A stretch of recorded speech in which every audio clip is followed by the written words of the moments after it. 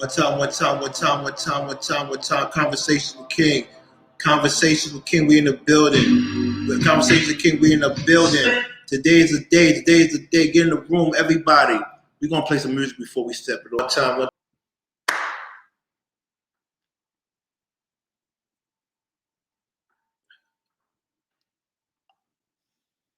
Hold on. Let me make sure something's clear. So we all on the same page. We on the same page right now. I want to be on the same page with everybody right now. Because a lot of you people is not really, you feel me? You're not really moving like the way I need y'all to move right now. I need people to get in the rooms, to get subscribers up, get the likes up. But we could just party out until, this thing is acting crazy right now. I don't know what's going on. What is going on with this one right here? Hold on, what's going on with my thing? Hold on, something's up. Bear with me for a minute. I need my music playing. Hold on 1 second. Hey.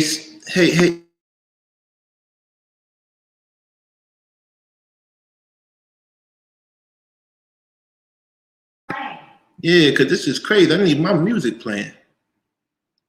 What's going on? Faith ain't playing. My music ain't playing. What's going on? But anyway, let's start this show real quick. Hold on, it's freezing. Let me close the window for a little bit. Hold on. Give me 1 second, people. Give me 1 second.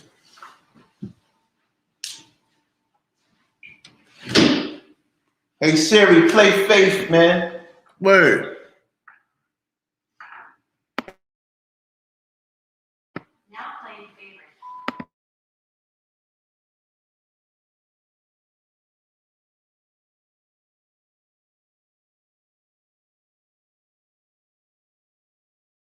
Yeah. Faded picture, I'm emotional. I don't get it though. Listen, shout out to everybody. Whoa, one time. Whoa, hold on. I want everybody to understand this is Conversations with King show. I apologize for the technical difficulties. I don't know what's going on with this thing I got playing right now. It's not playing the songs I want them to play, but it's okay. It is okay because we're here to have fun. We're here to get down today. With that being said, this show is going to be a great show. I don't know what's going on. Today's going to be a great show. I apologize for the songs that I played that you couldn't hear. Going to be a great show today. We're going to talk about, what makes women worthy of protecting. And the reason why we're going to talk about that today, because everything that transpired this past weekend in regards to Jada Pinkett and her husband, Will Smith, defending her honor. And also to the point that he was willing to put himself behind bars and get lawsuits by smacking one of the most prolific comedians of our times, Chris Rock. With that being said, it's been the talk of the town that a man should never let another man put their hands on him and he should defend himself. However, also a man should never make fun of another woman because what happens is a man's wife, because what happens is that husband might be put in a position where he has to defend her honor. I don't know what happened that day. Also, it's two wealthy, powerful black men in Hollywood engaged in activities that made our whole community look crazy. The only person that was responsible enough to handle the whole deal, in my opinion, was Chris Rock. I made fun of him because, as Brooklyn people, I don't understand how you let another man touch you and not defend yourself. However, if I'm not mistaken, Chris Rock is not done yet. He might sue him, hit him where it hurts his pockets, or, he might still press charges. So it's not over yet. I hope he doesn't press charges. I don't want any man to have people call the law enforcement on them. Because like I always tell y'all from day one, the law does not play. They don't play. The feds don't play. I fear the feds and God. I don't want no problems with them.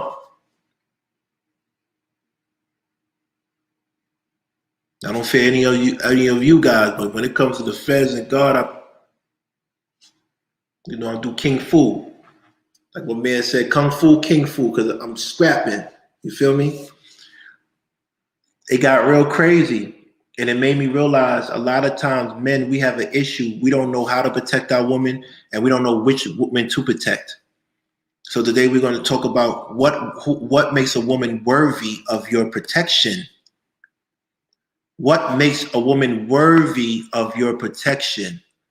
And before we even jump into that, we're going to talk about how does a woman feel protected? Some men don't even know how a woman feels protected. You don't have to go and beat a woman up. Beat another man up to make your woman feel protected. Protection doesn't always mean physical violence. It also means feeling a sense of security. When she's around you, when she's in your presence, she feels safe. We as men have not mastered the art of providing security or giving a sense of security to our woman. We're not protecting them. To go further, we as men don't know which woman to protect. You might end up getting someone like Jada that wants you to risk your whole career just to protect her. You might get someone like Cheetah to, I don't want to keep on bringing her up because that's not being a gentleman, so we're not going to bring her up, but that's my reference point. When you get men to protect you, we protect you because that's our nature. Our protective nature is to stand up for women until you see that woman's not worth your protection. I did that for many a woman on YouTube, many a woman outside of YouTube, and it only backfired on me. So I had to regroup and figure out who is worthy of my protection as a man, because when I go out, I go all out. But if a woman really loves you, she's going to make sure that you don't go all out because she knows that you're going to go all out. So who is worthy of protection? My mother is worthy of my protection, but she would never let me jump out the window and risk my freedom or anything because she knows how I am. My sister, despite how she feels about me or how I feel about her, she is worthy of my protection. My niece is worthy of my protection. That's only 3 women that I'm like, hey, it is what it is. It's automatic. Go. You have some women on YouTube I haven't met, but their energy is worthy of my protection. Some people I have met, worthy of my protection. Terry, I know her personally. She's worthy of my protection, but Terry would never bring danger to me. She would never tell me someone did something to her. She would handle her own business. It'd probably be one of the situations where if I might find out later and I might be bad at Terry for not telling me, so I was there to protect her.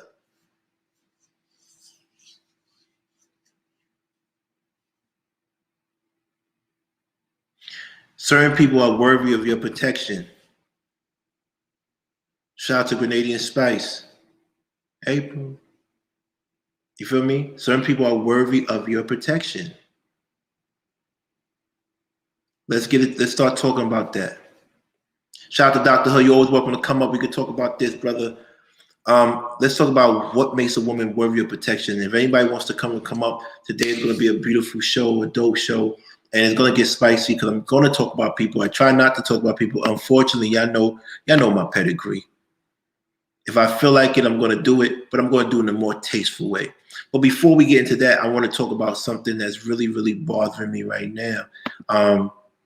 Do y'all know this lady? Because I think she's beautiful. Crazy. I'm officially divorced. I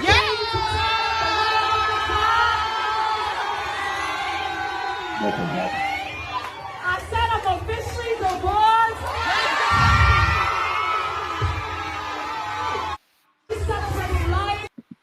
Listen to me.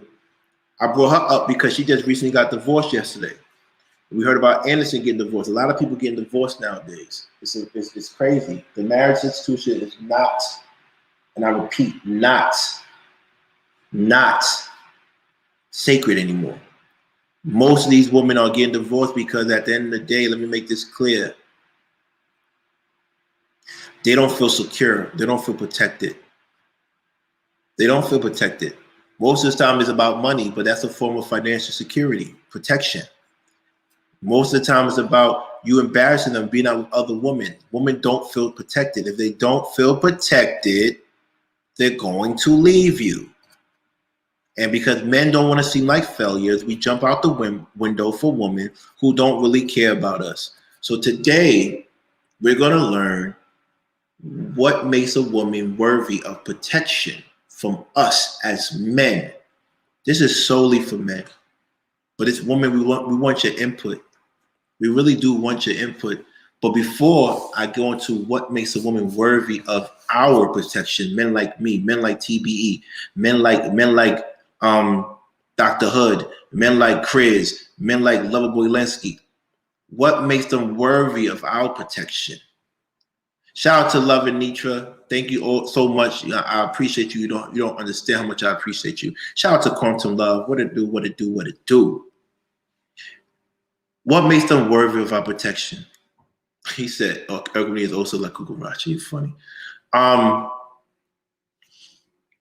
Let's drop into what makes a woman feel secure first before I can answer that. Let me know if you disagree with me. Come up if you want to come and join this cookout of mine. For those who don't know, I'm in the building, having fun today, and we're gonna get spicy, talk about people. 11 ways to make sure your girlfriend feels secure. Oh man, all right. Let's talk about it. The first way is don't take her for granted, especially in front of people. Don't take a lady for granted, especially in front of people. We see what played out last time with Jada, right? And Will, right? She was laughing. He was laughing. And he's like, damn, I can't play my lady in front of anybody. So he did what he did, which I think was stupid because there's ways for you to stop a man from embarrassing your wife without putting physical harm on him. I was actually with this comedian, I don't want to say, but it was a comedian that tried to play me, not try to play me in front of my girl, but played me. And I just kept a straight face the whole time. Straight face. He had to stop. It was a famous comedian too. I don't want to say his name. Famous. If you look online, you might see him roasting me. I was running for office. He was roasting me. I just kept a straight face. They didn't put that. And at the end, gave him a dap and kept it moving. Number 2, don't give her even just a single reason not to trust you. This is how you make your woman feel secure. This is protection. See, protection is not always physical, brute strength and knocking someone out and hurting someone. Shout out to Dr. Hood, baby. Dr. Hood, what it do? Yes, sir. How you doing, bro? I'm doing good. You know, I'm always good when you come on the stage. Number 1 was don't take her for granted, especially in front of other people. Number 2, don't give her even just a single reason not to trust you. TBE knows about that. He knows how to keep a marriage. TBE been there for 22 years. Let me know if I'm wrong. How do you make your woman, your girlfriend, your wife feel secure? Don't give her even a single reason not to trust you. Usually when women have distrust in men, it transfers to their next relationships. So not only are you fighting to gain her trust, you're also fighting to help her heal from the distrust she gained from other men. You know, DB, you know, it's one of them lessons today. That's why I need you and Dr. Hood to come in. It's one of those lessons today. We ain't playing with them. It's lesson time. They can't get the drama in ignorance all the time. But I might drop some here and there, but this is lesson time. You feel me? How do you make? I can be on here for a little while, waiting on this door to open. Okay. Appreciate you. Don't give her even a single reason not to trust you. So, fellas, I named 2 of them. How do you feel? Don't take her for granted, especially in front of other people, and don't give her even just a single reason not to trust you.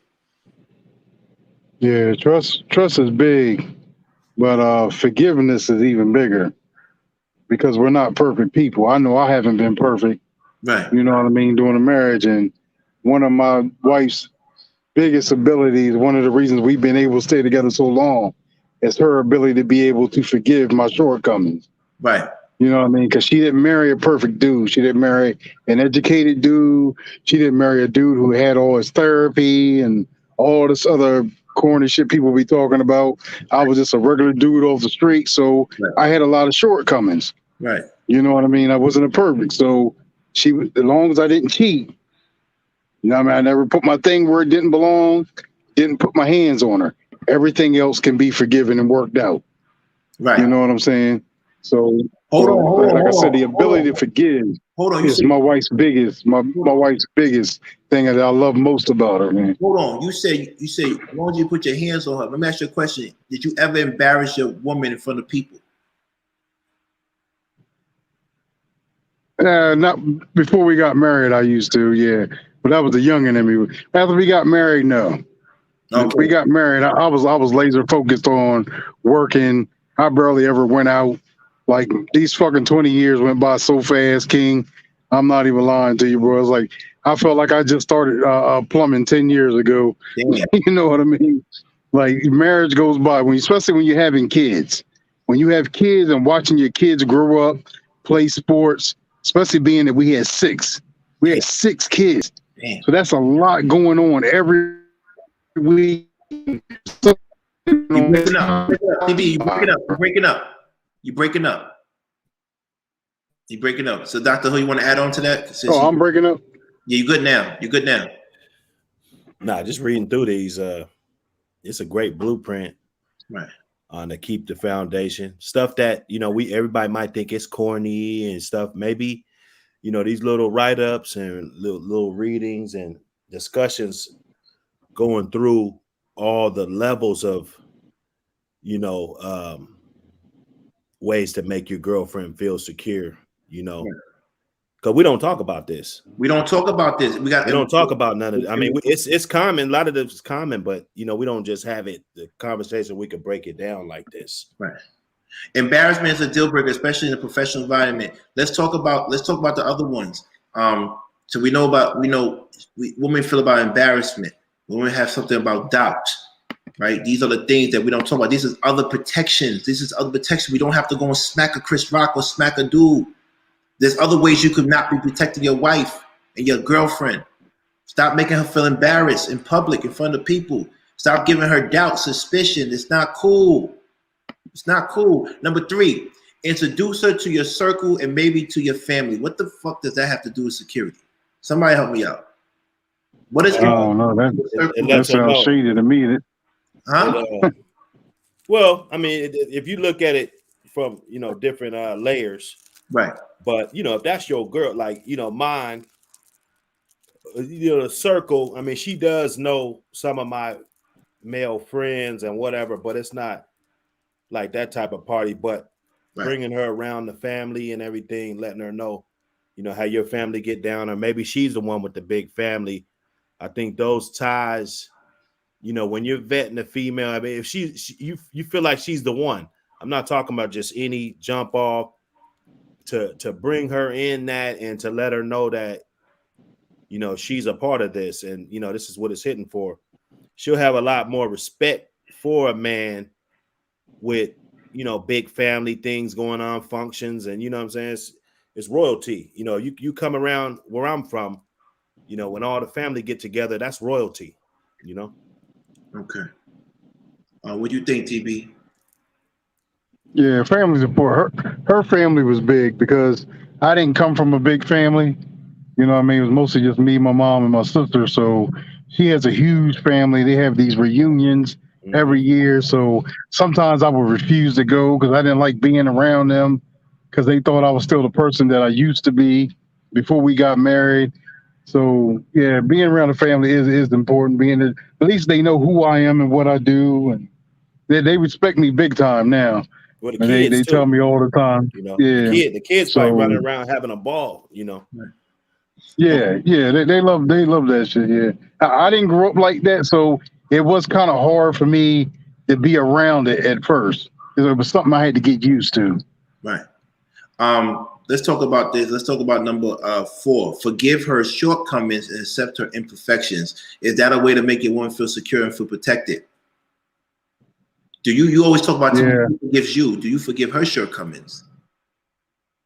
Yeah, because I got 6 kids, dude. She gained weight. You know what I mean? So she's not built the way she was when I met her. So I had to be willing to be okay with who she is. She went through depression after having so many kids. Yeah, that Like happened. there was a period where she couldn't work, she couldn't hold a job because mentally she wasn't straight. Right. You know what I mean? So I let her chill, I let her heal. And then she went on to do what she had to do. Like my wife has shortcomings, she has a lot of shortcomings, man, but it's bigger. Our family is bigger than that, bro. I'm not worried about her being perfect. I'm worried about her being the best mom she can be and the best wife she can be. Right. Okay. Next, give her compliments every chance you get. You know, that's if mandatory. that's your one, you know, if that's your one, you know, Yeah. it's not gonna hurt you. It's not gonna hurt you at all doing Nah. that. And She's real sometimes big. you might be, you know, you're feeling like you haven't been doing it enough. You know, do it today. You know, it don't hurt. That's your My wife's real big teammate. on You can getting her trust hair her. done. Yeah, she Like I spends a trust whop of my mine with money getting her everything. hair done.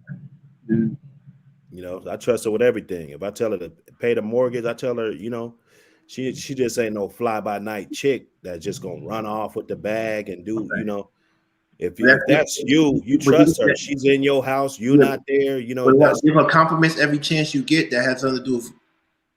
Well, I'm guilty. I don't do it enough. I mean, she probably could get a few more than I do. I'm really not that. Sometimes I be openly affectionate, you know what I'm saying? But I'm probably guilty of not doing that. Fella, it doesn't hurt though. Can I drop a secret? I don't think the girls know this. A guy told me one time that if you live with a woman long enough, she starts to become your sister. I don't care how pretty she is. Is that true? Your sister. Like no. she starts like she's not as gorgeous anymore if you're with a woman so long. Is that true? Man. It fades in and out. It fades in and out. Yeah, but the love thing always fades in and out. It's the commitment and the duty that means more than anything else. Like I love my wife more and more after every child that we had. I fell in love with her more and more. Like that is never going anywhere.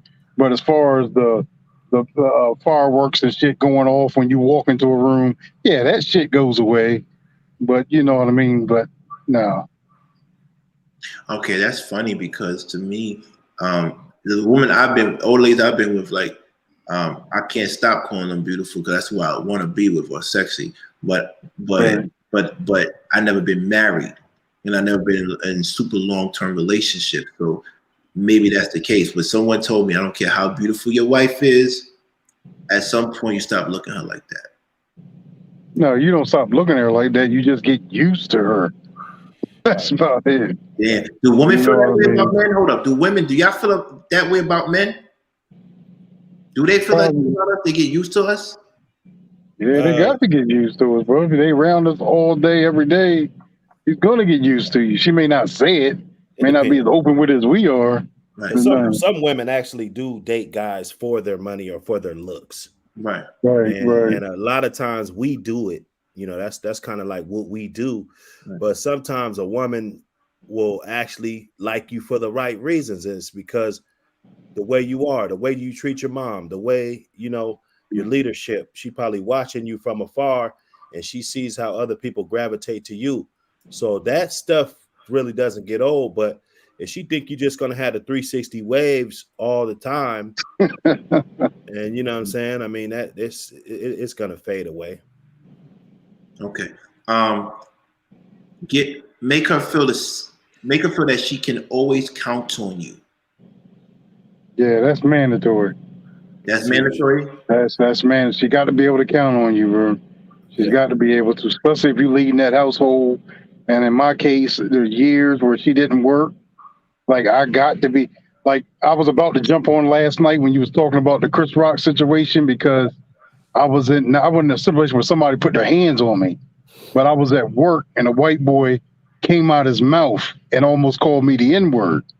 And I knew I couldn't afford to lose that job because it was during the recession when Obama first got elected. Right. So black people were already not getting hired as it was. So for me to have just had a daughter and to lose that job by snapping on him and put my hands on him, I didn't. I waited till we got off work. I followed him to a gas station, and that's where I approached him at. You know what I mean? Of course, he still ran to my boss and told on me, but my boss was like, well, he didn't do it here. You know what I mean? I understand, but he didn't do it here.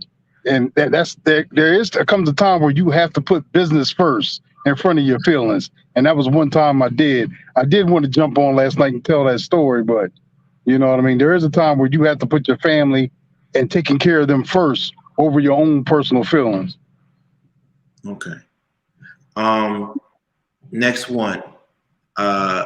Stay focused on your goals while still doing your part as a partner. Yeah, you got to have goals, especially if you got a family. You got to have goals. The goals always have to be to do better, be better. Right. Never settle. It shows versatility, you know. Yeah.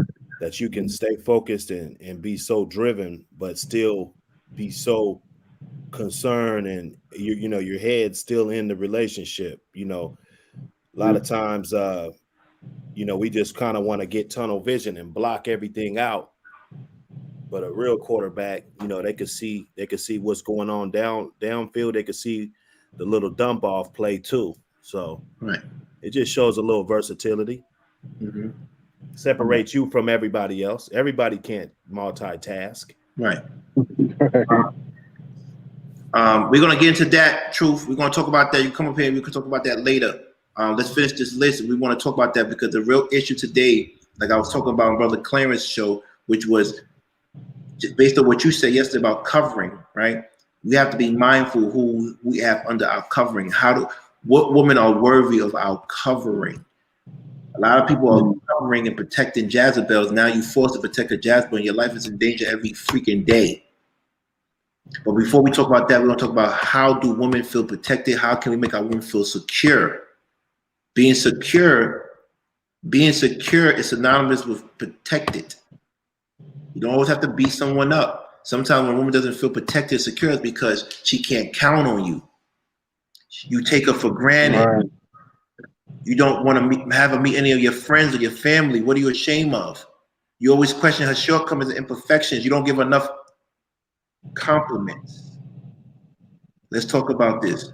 Number 7, stay focused. No, number 8, be a good listener and don't hesitate to open up too. How does that make a woman feel secure? A woman, you know, sometimes they look at us, you know, if you're moving right, you know, they'll look at you kind of like you're, I wouldn't say unreal. You got to watch what you say on these YouTube spaces, but they might look up to you like, you know, like you're actually bigger than you thought you were. Whoa. And for you to be vulnerable and to be able to open up, it kind of brings you back to reality. Like, yeah, I'm this guy, you know, I've been working on me for so long. So it kind of looks like I'm up here. That's why you all over me, you know, but I can actually open up and be a good listener and let her know that, you know, you're not perfect. You got shortcomings also. Right. You know, it makes you a little bit more human. Okay. TB. Yeah, well, listening to my wife is also how I found out that she was depressed. You know what I mean? Like we would have these weekends. Like when I didn't work, I stayed in my room, watched TV. Then that's basically what I did if I wasn't taking the kids fishing, something like that. And we would spend the weekends like just holding conversations, just talking about what was our goals. What is it? What am I trying to do the next couple of years after I get my, you know what I mean? I was trying to get my own plumbing business then. So we was talking about goals stuff and she was talking about how she wasn't, you know what I mean? I was listening to her and I was like, well, do you need to go talk to somebody or, you know what I mean? If you feeling a certain way or, you know what I mean? What's wrong with you? It's like, you have to listen to her to know something. It can't always be like, come on, man. Like you got to get over that. We got other stuff that we got to do and we got to take on. Sometimes you just need to be an ear that she can listen to and she shouldn't have to confide in her friends. You know what I mean? You're her family. You all are a family now. she needs to be able to count on you to be able to listen to her, and she should be able to listen to me when I'm stressed out about work, and I'm telling her that I don't think I'm in a good environment and I need to find another place to work. There's too many rednecks here. She already knows what I mean when I say that. You know what I mean? Like, there's too many rednecks working here. They're trying to set me up, I think, to try to get me fired. So we'll go over a whole plan of how I'm going to leave that situation. Go to another. We just have talks. That you just have to engage in conversations with each other and don't judge each other. Just listen to each other. Okay. Okay. Don't entertain other people's advances ever. No, you gotta be strong, bro. You gotta be strong. It's hard. It's hard, but you gotta be strong. Especially the man, and especially when you've slept with so many women before you got married, and then all of a sudden that stops, and you wonder, oh man, women don't find me attractive no more, and then all of a sudden that one woman comes on to you. Right. Are you going to go for it, or are you going to be like, nah, I ain't worth my family? You know what I mean? It ain't even worth it. Like, why is she even after a married dude anyway? Right. You know, you already know I'm married. You already know I got 6 kids. Like, what is that about? So yeah, it made me feel good that you found me attractive and all, but I'm not gonna wreck my home for that. Dr. Hood? Like I said, if you're trying to gain some type of success and make her feel secure, I mean, that's important. That you're not entertaining. You don't want to seem like the easy guy, just a thirsty dude, you know. Right. There's a lot of those dudes out here, you know, of course they're not acting like that around their girl, but everybody else knows that that's how they are. You know, they look at every girl that pass, you know. So you definitely don't want to seem like that easy guy that's just, I mean, anybody could just walk by and you know, get his attention. That's not cool. It's not professional. Right. Number 11, move on from your past and focus on your present. Yeah, I lost all my. Well, I'm not gonna say they were friends. They were more like street niggas I hung out with. Right. But I had to literally cut my whole entire past off, which really only left me with like maybe 2 people outside of my wife I really fool with like that. But yeah, I had to cut my past off completely. A lot of them took it personal. You know what I mean? Like my friend Raymond, he you know what I mean, he always had my back out there. We would bail each other out of jail. We get in trouble. But like I told him that I have to leave the past behind and move on with my future. Like, and if that means cutting all y'all off and moving out of town, then that's what I had to do. Right. I skipped the number and no one noticed. The number I skipped was number 9. And it's funny to me because it says, answer the important questions and be honest at all times. A lot of women love to deal with me because they say that I'm the most honest person in the world, most transparent.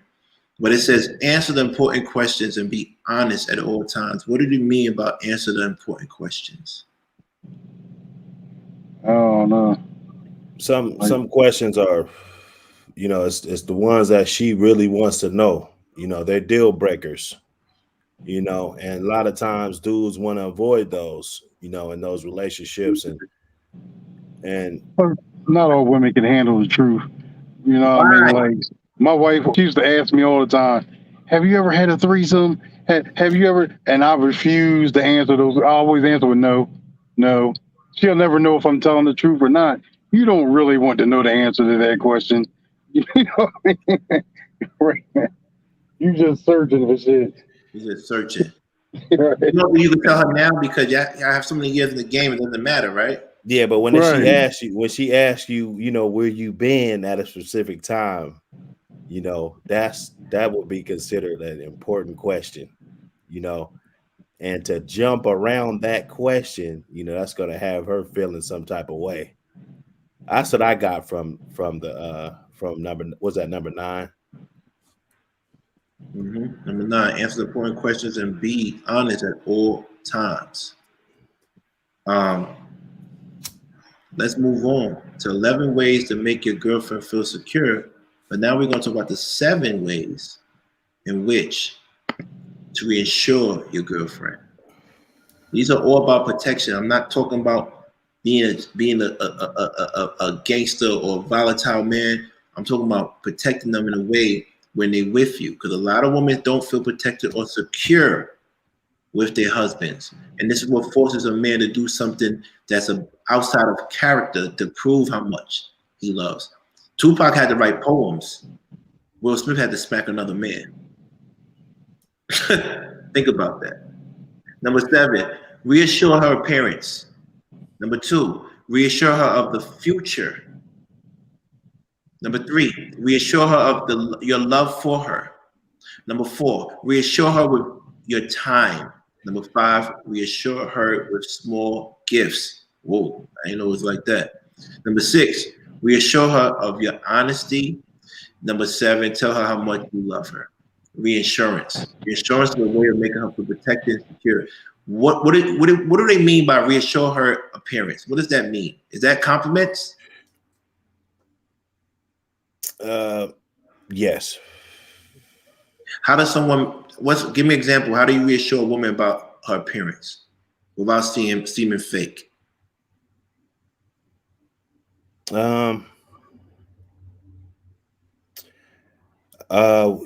Bringing them in public, doing things with them that involves that people look at your appearance. Right. A lot of dudes, they won't even bring her out at certain time, or they only go to this little sneaky bar, but if you bring her to other places, I mean, without just telling her she's beautiful all the time, of course, that's the easy one. Mm-hmm. But just letting her know, and I don't know. Mm-hmm. Number 2, reassure her of the future. How do you reassure your woman of the future? You let her know that she's involved in it. Yeah, you reassure the future by talking about your goals and what it is the two of you are trying to accomplish. Mm-hmm. Your dreams. All that. What you're working hard to, I mean, if she loves you, she should just trust you, or no? Nah, trust is earned, bro. I mean, she gonna trust I don't think no woman trusts a man completely. You want to reassure, like she trusts you, but just reassure it though. Let her know, hey, we still gonna do this. We still on schedule for this. We still, what I'm saying, working at that. So that's good, because a lot of times that's the action that everybody else don't want to put in. They just want to mac and talk, all this game and stuff. But when it comes to it, the future, what are the plans? Where are we going to be living? What, how are we going to be really doing this? And that's more than just jump offs and DMs. It gets real. It's a lot of paperwork that goes in these relationships. Reassure her of your love for her. It's huge. If she doesn't know, or if y'all in a new relationship and there's already guys checking for her, right? You got to let her know. If she won't know, just like it's even the other way around. A woman won't know if a guy is serious, or if you just so hard. I saw somebody say, it ain't necessary for a guy to be hard all the time, but if you don't never tell this woman, like, hey, like, fuck all these other females, I don't want you to get away from me. Sometimes you gotta let her know, or she won't know. Okay. Number 4, reassure her with your time. How do you reassure her with your That's another reason I cut all my old friends off, because once I started working as hard as I was working, all my free time became about her and the family too. We always have like a date night every weekend. We always have a date night, and she always looks forward to it, because that's when she gets to dress up, spend wobs of money getting her hair done and whatever. Like, she looks forward to that. You know what I mean? Yeah. How do you reassure somebody with their time, Dr. Hood? Just being there at the right time, showing her that if something comes up, I can be there, family dinner or something, I can show up. I'm not that busy that I can't make no time for you, without just giving up all your time. That's excessive. But Right. if you know that you can count on me to show up, let it, big or small, rather if you the biggest girl in the world or small, I can be there. Rather if it was a barbecue or something that was important to you, your sister's birthday, whatever it is. Mhm. And I'm already a busy man. She sees that. But I still made time for that. I think that's huge. Okay. Reassure her with small gifts. I think that I don't know. How does that play into a woman's protection security? Why do you need money? No, you don't need to be giving her a whole bunch of small gifts.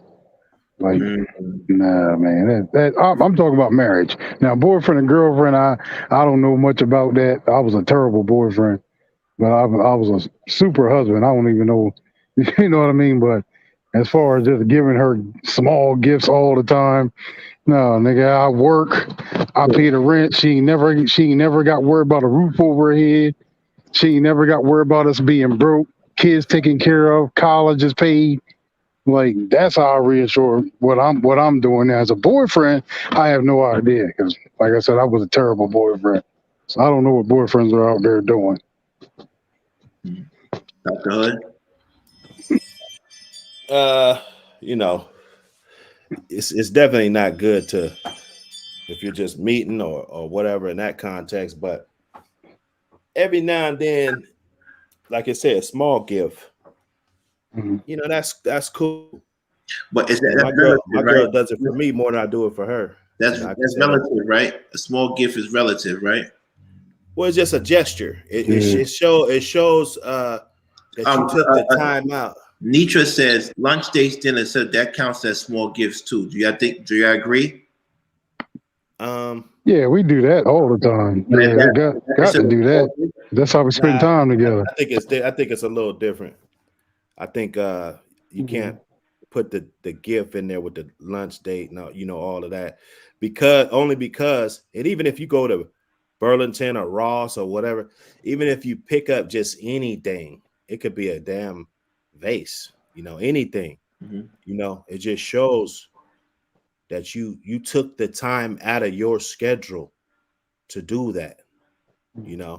That means a lot to some people. Right. Reassure her of your honesty. How do you do that?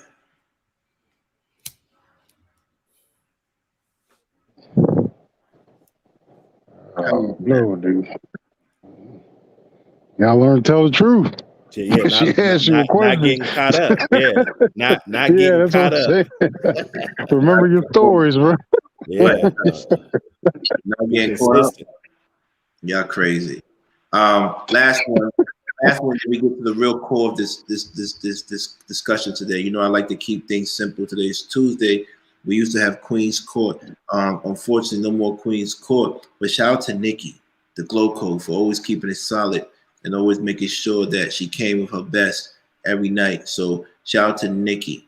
Thank you so much. Shout out to Lucky for a short time at the at Queen's Court. We appreciate you. We definitely appreciate you. Despite our differences, shout out to her. Shout out to Ali, the Femme Sapien. Shout out to her. We're not shouting out Annalisa. We still not resting. I'm not messing with her. But shout out to Nikki, the Glow Code. Shout out to Lucky, and also shout out to Ali, Femme Sapien. Shout out to Hanifa. She was one of the best that ever did it on there. Shout out to Hanifa, and also. We just want to say shout out to everybody. You ever plan on having that again, King? I mean, of course. Nikki says she's waiting for me to calm down my material. She said, when I start, calm down. Now you don't want to be in the middle of the mess, and Right. so I get it. But that's cool. Yeah. Let's jump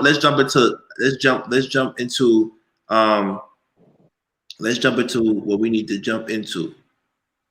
Check this out. Let me know if y'all agree. Shout out to the real. That's why I'm talking about Love and Nitra. Shout out to the real. Shout out to the real. So I brought this up because people are out here protecting women that don't deserve it. Yeah. People are out here protecting women and giving women the passes that don't deserve it. Can I talk about people that used to deal with me? Yeah, I can, but I know you're tired of that. Can I talk about the Jen DeLuca? I'm not going to go there today. Can I talk about Canada? I ain't going to talk about. I ain't going to talk about that. Can I talk about the cheetah? I'm not going to talk about that. Can I talk about side dishes? I ain't going to talk about her. What I'm going to talk about, though, is we need to really learn how to take. We got you. We need to learn how to pick and vet our woman and find out who's worthy of protection. One thing about Truth said covering. Who's worthy of your covering, Truth? Who is worthy? What's going on? Who is worthy of your covering? Who is worthy of your protection? Who? Because many times I've been tricked before of who should I protect. And when I do, it backstabs me. Who is worthy of your protection? To me, I think Nikki is worthy of my protection. Allie too, but Allie, she has a husband, so she don't need my protection. She got somebody else to protect her. And when you have a husband, that should be your first go-to. Well, you don't have to just protect them if they have a man or not. If you all are doing things online and they get attacked by somebody else, you protecting Nikki like you did is speaking out for her. You know what I mean? Speaking up for her. That's a sign of that is protecting her. Right.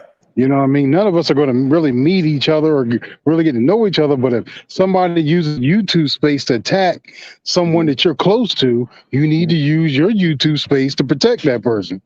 So one thing we want to discuss right now is going to be a quick discussion. I want everybody to understand this is going to be real spicy for those who don't want to be in the room and hear the truth.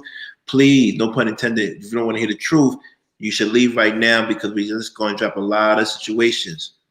We're going to drop a lot of situations. We're going to get personal. I'm going to get personal. And I'm going to tell you, some of y'all women are not worthy of my protection. I'm not talking for Truth. I'm not talking about TB Chuck, and I'm not talking about Dr. Hood. You're not worthy of my protection. You got some people that were born into my protection. Mother, sister, niece. They're born into it. By blood, I have to protect them. I might not get along with them, but I can't go to sleep at night. Right. Knowing something happened to my blood. And that talks about in every category. Women that earn my protection is different from women that were born into my protection. Women that earn my protection are women that have proven that without a doubt they have my best interest at hand. Some people might earn it when I first meet them. And I'm like, you know what? You care about me. But I got to be careful because you see what got me in trouble? Caring about people too early. Now realizing they had their own agenda. Yeah. So one time we want to say you have to earn. What makes a woman worthy of your protection? Is it marriage? According to Truth, yesterday it is. Once you make that oath, you take that covenant, that's it. So you better be careful who you lock in with. Yep. You better be careful because you could be protecting Jezebel and now you're obligated to protect someone that's going to have your ass in the grass. Let me ask you a question, though, King. Right. I had a conversation with a friend of mine. He has a good baby mama and he has a bad baby mama, the one that keeps taking him to court, all that stuff. One, he protects, he looks out for. The other one, he could care less about if something happened to her. He wouldn't give a damn if she come up missing.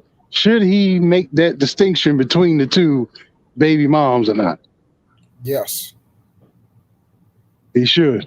Repeat Depending that on how they treat him. Repeat that one more time. Should he make a distinction between the two women based on how they treat him, whether or not he protects them or not? And they what are they? The baby moms, both of them? One was a good baby mom, one's a bad baby mom. The bad baby mom is having a boyfriend issue of him putting his hands on her right now. Right. He's debating whether or not to go confront the dude. See, that's because he doesn't want to jump out there, end up having to go to jail for a woman who keeps dragging him off the court for dumb shit all the time. I can speak on this. That's hold why on, let me get my answer. Truth. Let me speak on this. This is why I don't have children out of wedlock. That's why I don't have any children. Why? Because I don't want to have to face that issue. So I really can't handle that. There's a lot of brothers facing it though. Truth is he has so he can answer that. I can't answer that. Yeah, that's what I was saying. I can answer this perfectly because, see, you know, my daughter mother, what she does is like she'll get with dudes, and then when she try to shit on me, you know what I'm saying? That's what she do. She, you know, it's no conversation, no respect, F you nigga, and all that type of stuff. But when she break up with a dude, she beating on my door trying to fuck me. Every time she break up with a dude, she come to my house. Right. And you know, let the dude disrespect her. She be like, "Yeah, I'm gonna call my daughter father up. You know, hey, come over here and deal with this dude, cause she already know if she know I still love her. You know what I'm saying? Not on that time that I want to be with her, but like I look at her like she was my first baby and everything. Like, you know, we grew up with each other in high school and everything. So she already know. And then she had my baby girl, so she already know time it is with her as far as how much I love my daughter and everything like that. So she try to use that as like a card to pull every now and then. But then I had to watch what she was doing, because every time she in a relationship, then it's like she trying to stunt to try to make me feel some type of way because we not together and everything like that. And then there's no respect there. So I'm like, yo, you keep calling me up there to put hands on dudes and everything like that. And then soon as you got a new one, it's F me. I mean, like it's only F me. It ain't F me when you trying to screw me, but it's F me when you got another dude. And then so does she still fall under your protection right now, or you're done with that? Oh, hell no. Nah. You're done with it. Yeah, those days are over. Like, because you're not going to use me. Like, you're not going to use me for sex, and you're not going to use me to, to keep trying to protect you. Like when trying to fight all niggas up. What if something happens to the mother of your child? You won't feel guilty? That's her response. That's her responsibility. That's that guilt trip. That shit that they try to use on us, though. So this is where it goes into who is going to who deserves covering. Who would deserve? But this is why I made the topic. Yeah. What women are worthy of your protection, and it differs from men to men. So we're gonna go around the board. We're gonna ask everybody. Truth. What makes a woman worthy of your protection? The ones who honor and respect me. That's it. That's simple. It's just that simple.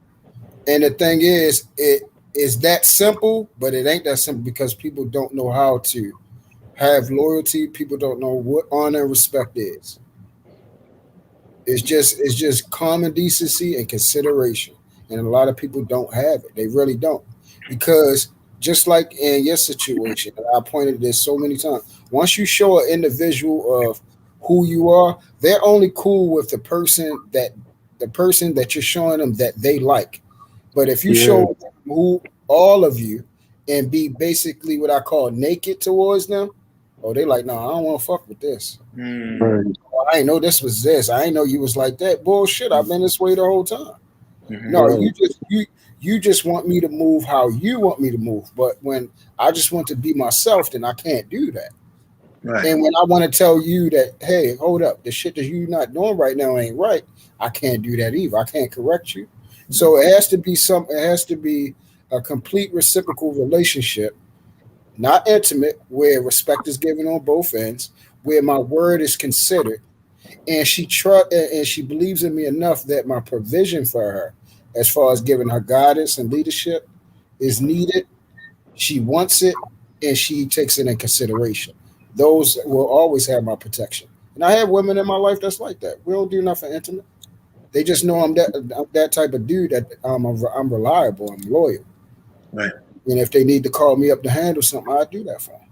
Okay, TBE, what gives a woman the worthiness of having your protection coming from a married man of 22 years with 6 children? Well, only the woman I'm married to and those in my family and blood. That is it. Now, before I got married, when she was just my baby mom, we had 1 kid together before I got married. I would protect her, do anything for her, only because she was loyal and she never put me in a bad situation. Ever. She never took me off of child support. If I say, look, this is all I got this week, then that's what I gave her. And she never complained about it. She never dealt with some other dude and put me in the middle of it and all that. She never did that. So she was a good baby mom. There's good baby moms and there's bad baby moms. Right. The bad baby moms are the ones who don't want you to see your kids and then try to get the boyfriend to try to fight you and all that other mess.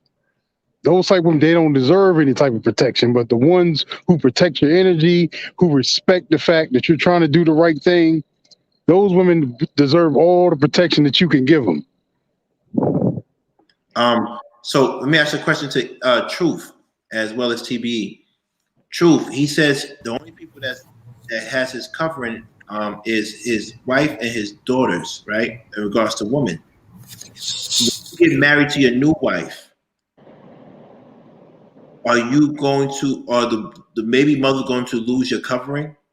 And your other lady friends, are they going to lose your covering because you have to give that solely to your wife? Yep. Yes. Wow. Yes. Wow. So what happens is, wow. What happens is they would fall under my wife. That's what would happen. They would have to basically go under her leadership. Right. And then if she basically delegates me to that they are family, just like I had to protect my daughters, I had to protect her mother and things like that. I'm the man of the family. Like this is my kingdom, so I protect all parties involved. If she delegates them women as part of family and that they need my protection, then yeah, I'm here and my army that follow me, we can go and handle business for them. Okay. Can I ask you a question to everybody on the panel? Do women feel entitled to protection they're not worthy of? Fuck yeah. Yeah, oh yeah. What makes them feel that entitlement? Selfishness, greed, the world that we live in, how they're being raised to just think that just because they're anatomically correct, that dictates, and the sad part is a lot of guys are allowing the fact that they're anatomically correct to dictate the fact that they got breasts in the vagina that moves and makes these dudes move in certain behaviors. So that's why they do these things. If a lot of men stand up like, yo, that stuff don't impress me, then they wouldn't even expect certain things. They would say, hey, I got to behave a certain way. I got to move a certain way. I really have to be this type of woman in order to receive these type of things. They would actually change their behavior if we move differently. Mm-hmm. I don't really have an answer for that question because I don't deal with outside women. You know what I mean? So I couldn't tell you, bro. Yeah, you win it. You win it. I'm trying to get where you at. I don't know nothing about that. Yeah, for TBE or me, TBE will be 60 years old if he had to get married today. Yeah. If he have 22 years married, I would be 64 years old. No, I would be 64 years old. Literally. You better get with it, bro. You better get with it. Yeah, they get 22 years. 22 years is not a joke. I think she's worthy of your covering. But there are women that are married. Could you marry a woman that's not worthy of your covering or your protection? No, you ain't got no business dealing with her. Period. No, but people do it, right? Yeah, because they don't know no better. They simps. They're the dudes that we be complaining about. That's who them do. Them dudes would be with a woman. If she cheated on him, he would still be with her. Those dudes don't care. They the ones that's creating this entitlement, this attitude, this thing that everybody owes me something. This one that where these mandatory dates that you supposed to do certain things. That it's mandatory for you to do these type of things for me. Right. Mm. Mm. Mm. You know, it's crazy to me. You know, it's and the reason I want to have this discussion, it was a short discussion. I was like, let me just talk about it because I do feel that Jada was under Will's protection. Yeah, she gave him the look, and he went and did what he had to do. And we don't know what he did to August. We don't know. Maybe that's not publicized, right? I don't know. I heard it. I don't know. Yeah. So once again, we want to make sure at the end of the day we don't know what he's doing. But to me, and it's not just them. Nah. Russell Wilson, Sierra. You saw a lot of couples yesterday. These couples go on the red carpet, and and these men within these couples choose these women that are under their protection. And you know by the seriousness of these men that you don't play with his woman. He takes his woman seriously. Because you disrespect his woman, you're disrespecting him. So one thing I will say to any young man that has a girlfriend or a wife, and because I'm not married, if a woman's worthy of your protection, then that woman, I repeat, that woman should be someone that represents who you are when you're not around or when you are around. Absolutely. You gotta be very, very careful that she represents where you're going and that she understands where you're coming from. You need these are the conversations I have with my son. Right. Because you know my son is in the military. Right. And ever since he's been trained the way he's been trained, right, I've noticed he's grown up in his manhood now. You know what I mean? I told you he rides around with an AR-15 in his trunk and another gun in his door, and he legally is able to do that in all 50 states. Yeah. But what I tell him is that, Chris, you have a lot of power now. You can't misuse that just because you know how to do something. Don't let no female get you into a fight. Don't let her, just because she know you're capable of hurting someone. What do you know what I mean? You have to be more responsible now than you ever been before. What he do, TB? He's in the military. Oh, he militia. Okay. Yeah. Right. He's in the military.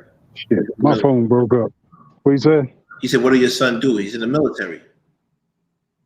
Yeah, he's paramilitary. Like all he does is train, fighting, shooting. That's all he does all day, all night. That's why I told you I didn't have to worry about my daughter, the one that's messing with the football player. My son took care of that. My son already had to talk with him. Wow. Like he had to talk with him. And ain't that crazy that a 5'9" nigga can walk up on a 6'6" dude and explain to him how something is gonna go? Yeah, you know what I mean? That's not crazy. That's normal. And that motherfucker, he looked down at my son and he understands what he's looking at. He's looking at his life on the line if he fucks up. All it takes is the look, bro. You know what time it is. It ain't a whole lot of talking. Right. And I never been more proud of that boy. He was like, I want to say I don't promote any type of violence. For me, I don't promote any type of violence. So, you know, I understand the love for your daughters from you and your son is serious, and you should protect yours. But once again, the worthiness. Remember, that was easy. That was an easy one because their blood deserves she is worthy of his protection. We want to protect the young men who don't have guidance and a mentor, or don't have people to tell them that woman right there is not worthy of your protection. Yeah, but they're hard to talk to, man, because they don't listen. Right. They see, when they see a woman, they see ass, they see a potential of a relationship, and that clouds everything. Well, what makes you think? What makes her worthy? It's how she moves, her femininity. A woman that comes to you for comfort, it's a certain type of certain type of essence, or aura, how they move. Like they try to get close to you. They want to be under, like actually next to you. You're covering. They actually gravitate to you because they see that you are a man of strength. And I'm not talking about just physical strength. I'm talking about that you are a man of strength in your mind, the way you speak, the way you move. A lot of these women never been around a man. Like they don't even know how he actually speak, how he move, how he walk, how he carry himself. A lot of times, like I brung women with me in places, and they actually got intimidated how I could galvanize a room like that. It scared them because they never seen something like that. They never see how, like when I'm talking to people, how people actually listen, and they never seen nothing like that. They wasn't raised with fathers and stuff like that, where the room is commanded by them, not by you trying to search a dom. It's just a respect. It's just respect. That's all it is. It's just about being around men. So all right, being around men. Women nowadays are saying to all men, if you don't protect me like Will did for Jada, then I don't want you. But men are not saying, what are you doing to make me want to protect you? What are you bringing to the table? How are you worthy of my protection? And I think this is where we get a little bit construed. No one is saying exactly a step-by-step plan for young men to say, this is how you tell. Everybody's saying loyalty and honor, but we're not saying what are the steps. How do you tell? What is a foolproof plan to say that woman is worthy of my protection? Or is it it's not our job? Maybe it's the woman in our lives that we protect to figure that out for us. No, I just told you, like femininity, like when they're quiet, they're quiet, they're peaceful, they're timid. They're not about being rah-rah. Like I don't think a woman that approaches men and try to be on their level, that's not a woman that wants protection. Right. A woman that wants protection, she like, look, I'm not about that type of time. I'm not on that. They're actually frightened by that type of stuff. That stuff is not, they're not with all that anger and yelling and violence and stuff. They want to be protected. They want to be shielded from that. They want to be in a place where they can nest and relax in peace and they can be creative. That's what they want. That's those type of women that you protect. You want to protect a mother hen, not a daggone, not a something that's out here trying to be a bull or something. Like femininity, like it makes you show them that you're a man. Nietzsche is saying that's vague. Like let us know what she said respectfully. That's vague. Like what are the litmus tests? What is the litmus test? How do you know this woman is worthy of your protection? Give us an example. What is first of all, what is she to you? She can't be a stranger. Right. Is she your girlfriend? Is she a potential wife? Is she somebody you're dating? Yeah, she could fall under the guise of protection. But if she's just a stranger, if she's just somebody who you see every once in a while. Hold on, I had an issue with Clarence. Well, Clarence, he said, I took an oath where I don't care who it is. If I see a black woman getting hurt, I'm jumping in. And I said, I wouldn't do that. Me personally, I used to talk like that, but I don't do that. Me, if you're not the people I'm covering, I'm not jumping in. Because at the end of the day, you don't know what's going on. Yeah, you don't. Correct. So that's why I said that's me. This is an individual that y'all have built up rapport, bro. Like y'all talk, like y'all conversate. They want to get to know who you are and things like that. They respect your voice. They respect the things that you're saying. Automatically, you can tell when a woman respects you because she's interested in the things that you say. Right. She like what you're saying. I don't hear men moving like that. I don't hear men speaking like that. I respect that. I appreciate the fact that how you move and how you respect women, how you take care of that. I appreciate the fact how you have a relationship with your daughter, your mother, and things like that. How you're moving as a man, your purpose, how you talk about longevity. Those are the things that I'm seeking.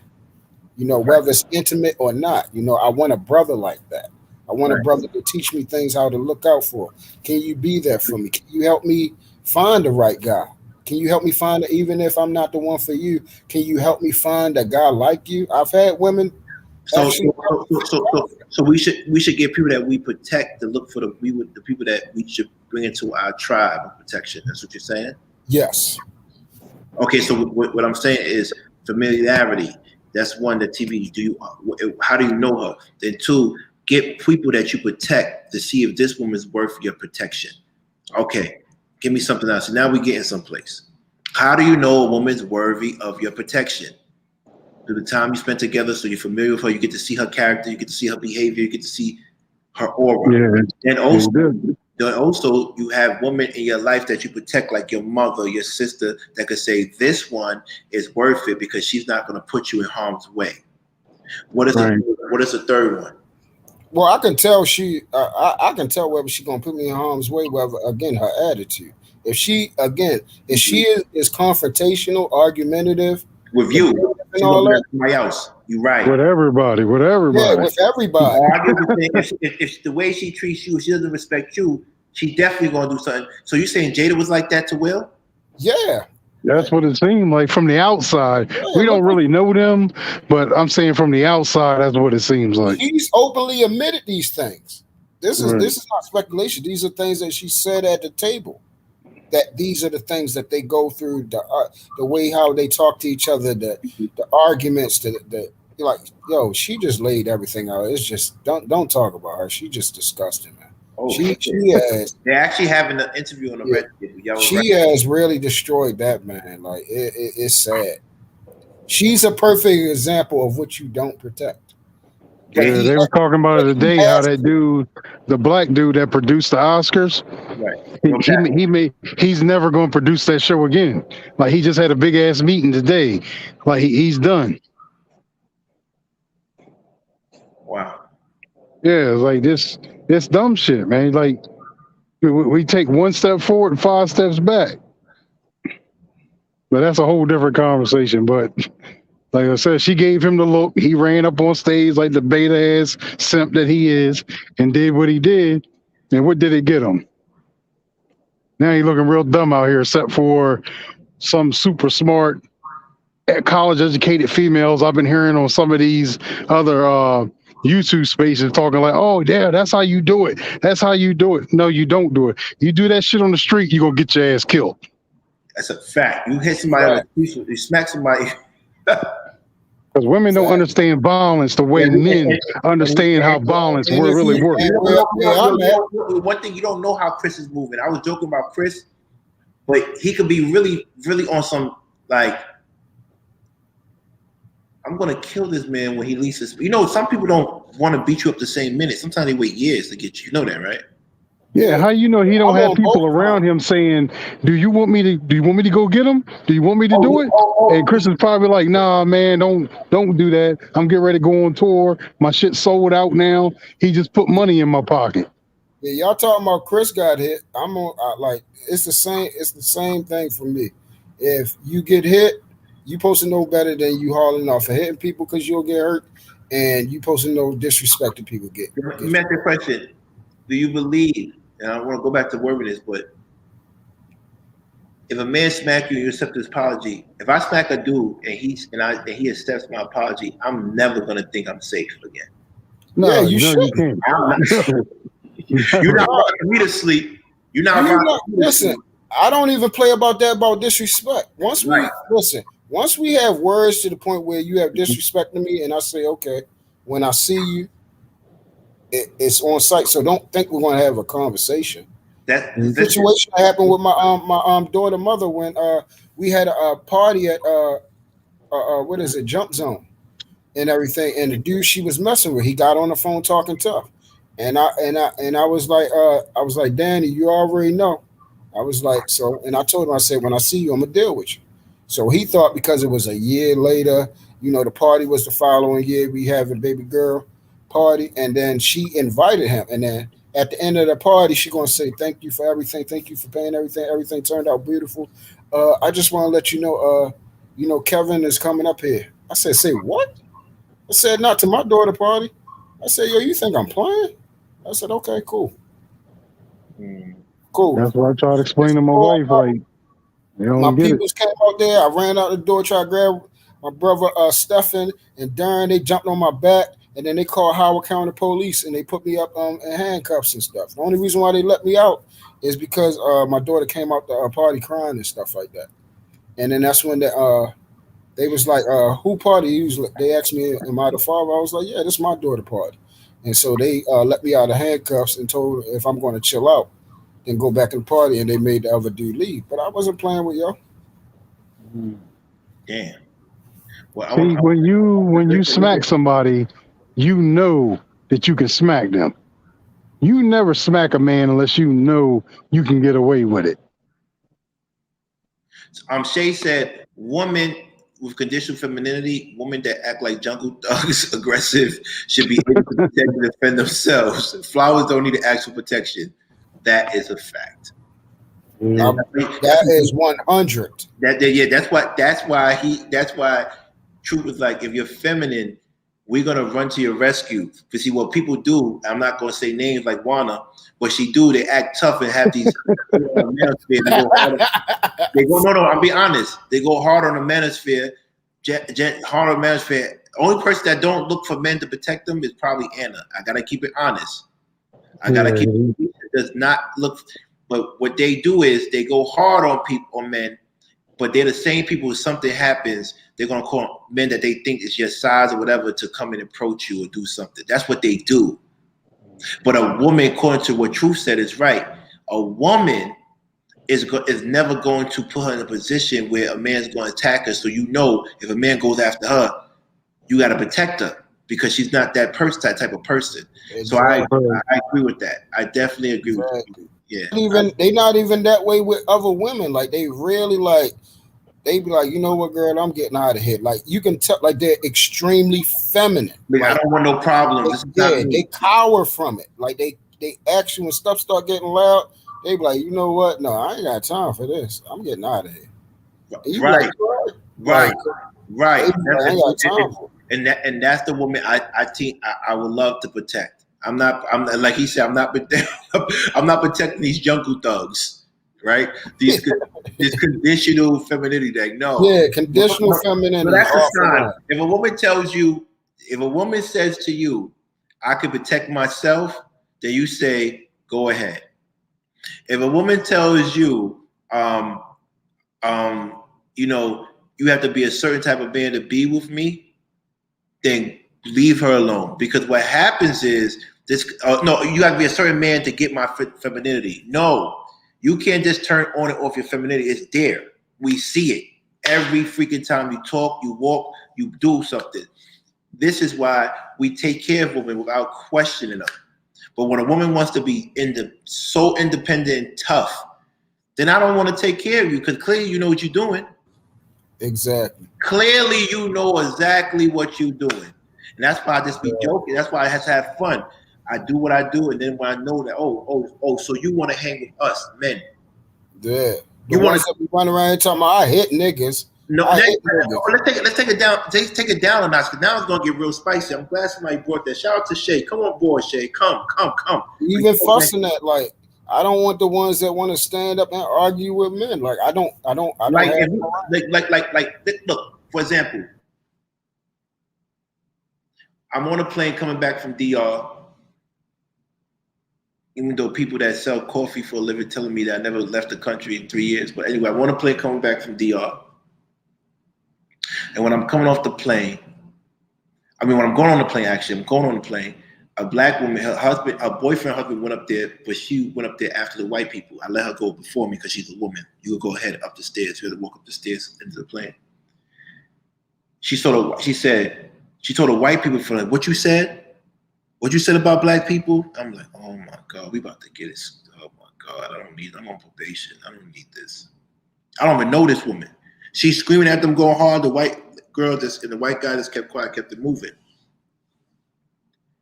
I don't need anybody. I can fight them myself. I'm not going to protect you. One, I don't know you. Two, your man is there. But look how you carry on. Now, we were walking and a white person or white people bumped up. And you see this woman don't want no problems. I'm gonna like, yo, hold up. Hold up. I agree with Truth. You really have to, and I repeat, you really have to be in your feminine energy at all times so we could feel like we need to protect you. But when you're not and you protect it and you're so strong and you're so independent, you're not worthy of our protection because you got it. Yeah, you got it. You got it. You want to say, oh, I'll make this amount of money. I'll do all this stuff. I don't need a man. All right, so I'm not gonna marry. I'm not gonna buy your house. I'm not gonna buy your car. So you could do it yourself, right? You could do it yourself. You don't need me, right? Oh, I get it. When you feel like you need me, then you become conditional. You could become feminine. Yep. No, that doesn't work here for me. I don't know about Truth and TB Truck and Dr. Hood, but that doesn't work for me. I need my lady. I ain't gonna front my ex. I don't want to bring her up too much, but I could bring her up because I do that. I don't care what anybody says. She already stood next to somebody that said I was or whatever, so I don't care. The reason why I took care of her the way I took care of her and made sure everything was taken care of her, the reason I did is because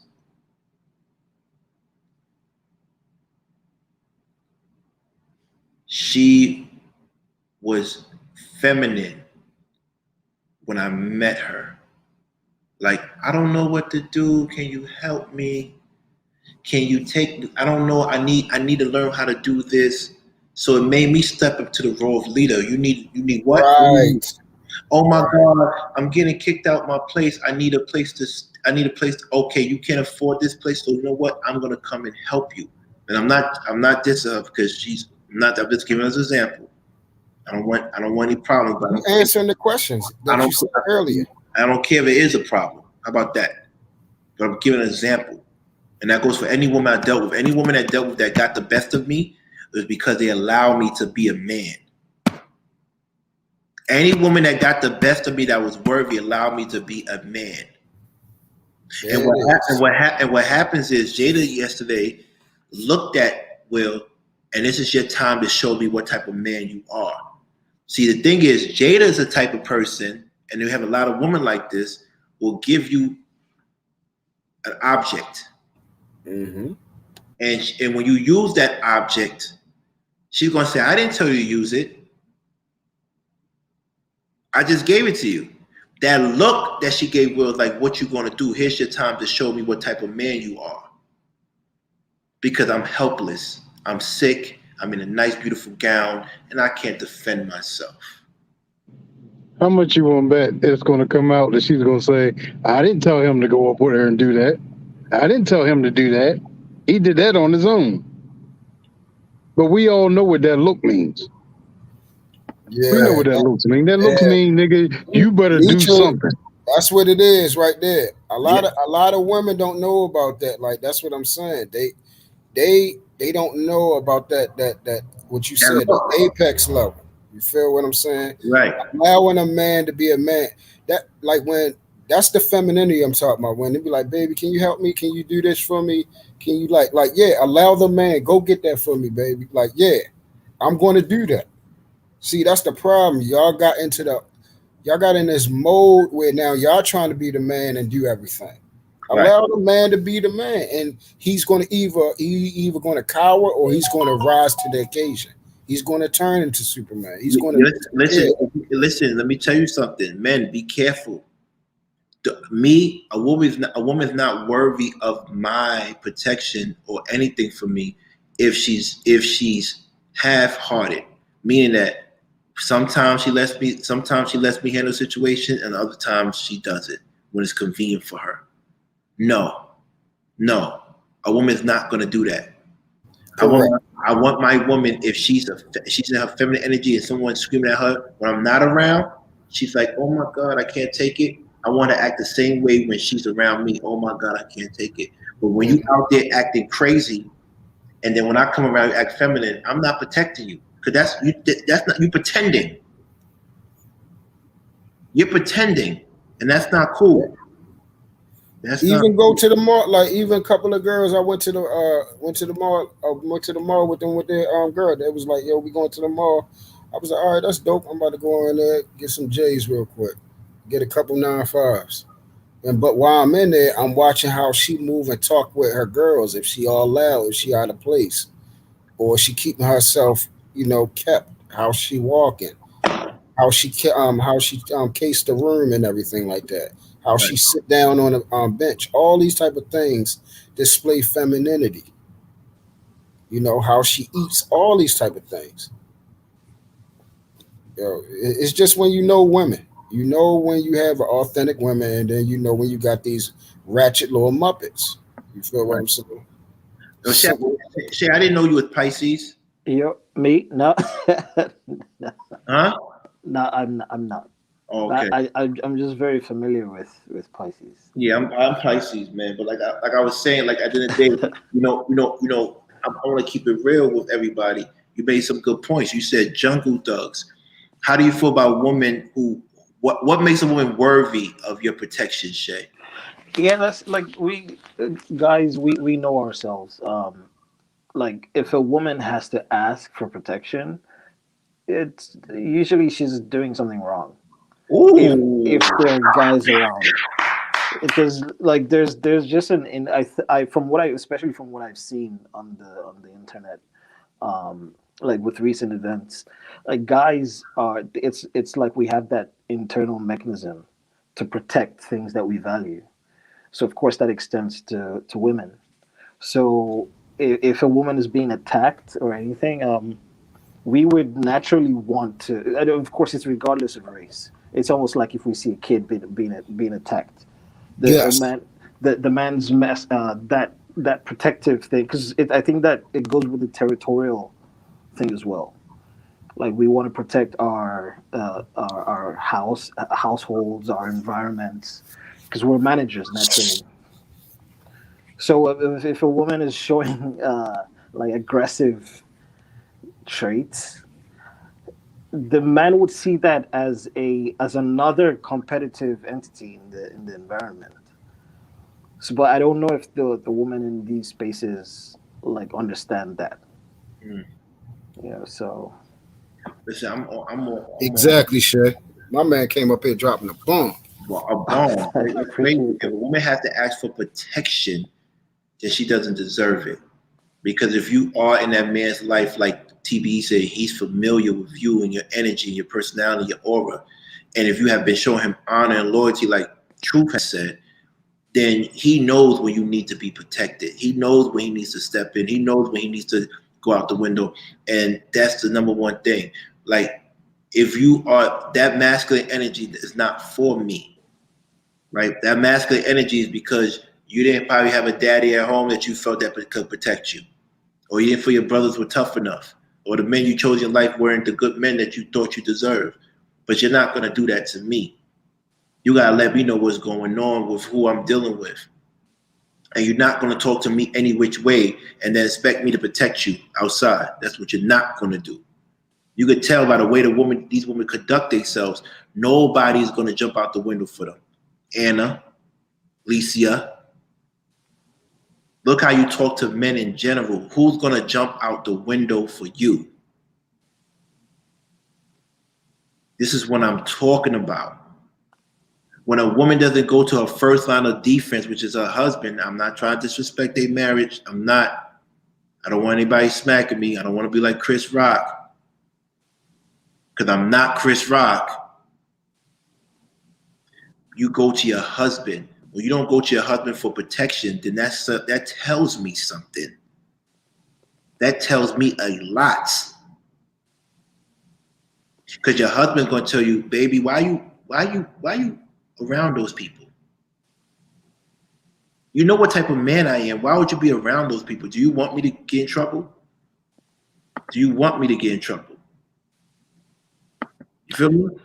yeah, if I may jump in, like at that, like so I wasn't even talking about like that what I was talking about applies to like the generic woman. But if we're actually talking about a married woman or a woman with a boyfriend, like you go looking for trouble. I think that's the part that we're not talking about. Right. Yeah, like you go looking for trouble, then you expect guys to come protect you. But we're all meant to disregard you looking for trouble. That's manipulation. In my opinion, I don't know what you guys think. I think it is. Right. Like you're trying to qualify yourself uh, based on like the how guys would jump at your like defense or whatever. It's a false. It's a like a self. It's a false inflation of value. Listen, at the end of the day, I'm not here to protect people that don't respect themselves or respect me. And I think it goes back to what Truth said. If you're a woman that's in her feminine energy, you respect yourself. So you stay away from issues. So I know for a fact that someone does something to you, I have to protect you. And it doesn't have to be through violence. And we weren't talking about protection. We're talking about more so security. If a woman's in her feminine energy, then we know our woman, she wants to hear compliments. For a woman's in her masculine, super thugged out, jungle thug energy, I can't compliment you because you acting like me. And I don't deal with men. I don't. I can't, I'm not gonna dedicate my time to you. Why? Why would I want to be around someone that is aggressive? Why? I'm not. We men, we don't like TB said, we don't know what we deal with. So when we come home, we want something the complete opposite. Every day we try to make sure we are taken care of and the people in our life that we love have resources to survive. But I'm not gonna do that for another man. I'm a woman who acts like a man, at least in my opinion. I'm not doing that. I'm not doing that. I don't wait for my friends to get ready because they take it too long. I wait for my woman to get ready. Right? I don't pull out the chair for my friends when it's time to sit there. I pull out the chair for my lady. So, King, the women in the chat, who are they asking protection from? Because it should be automatic. Your boyfriend should protect you. Your husband should protect you. Your cousins, your brothers, whatever should be. Who are they asking for protection from? Who needs to protect them? Are they asking for strangers to protect them? I wouldn't hold your breath if you're doing that. Don't do that. Who is it that they want to protect? Because a total stranger is going to look at you. I tell men all the time, listen, let me tell you something. You got a wife, you got a girlfriend. Why are you jumping out the window to protect a woman you don't know? Because who's going to take care of your wife when you're gone? Exactly. That's why I said no. I understand what Clint was talking about. He said you jump out. Then who's going to protect your wife? Right. If you've given up your life to protect another woman that you don't even know how the situation started. She could have stole from that man. She might have smacked that man and that man reacted to her. Exactly. You know what I mean? It could be any situation that you got yourself into now. You got yourself locked up, and for what? Let me ask you a question. Young Doug actually smacked this Atlanta socialite named Akbar in the face because she was getting into a confrontation with his girlfriend at the time, and he smacked her. Yeah, I don't agree with that. Yeah, Rika can't. She's feminine, but that girl Akbar is a little bit tough. Smacked her. Well, I've been in that situation. I've been in that situation before where I was leaving a club and some girls started. Well, it used to be my wife. She was my baby mom. Then they started surrounding her. Right. And they was getting ready to jump her, and I jumped in, and some of them I had to push down, some of them I had to shove off to the side. You know what I mean? Because that's not happening. No, you're not gonna let nobody jump your wife, man. Yeah, no, she wasn't my wife then. She was just my baby mom. Like that wasn't going down. Right. You know what I mean? I had to let them know that wasn't going down like that. And the thing is, I don't condone that. I'm not promoting that, and that's why I want to ask you a question. What if a woman is really her femininity, truth?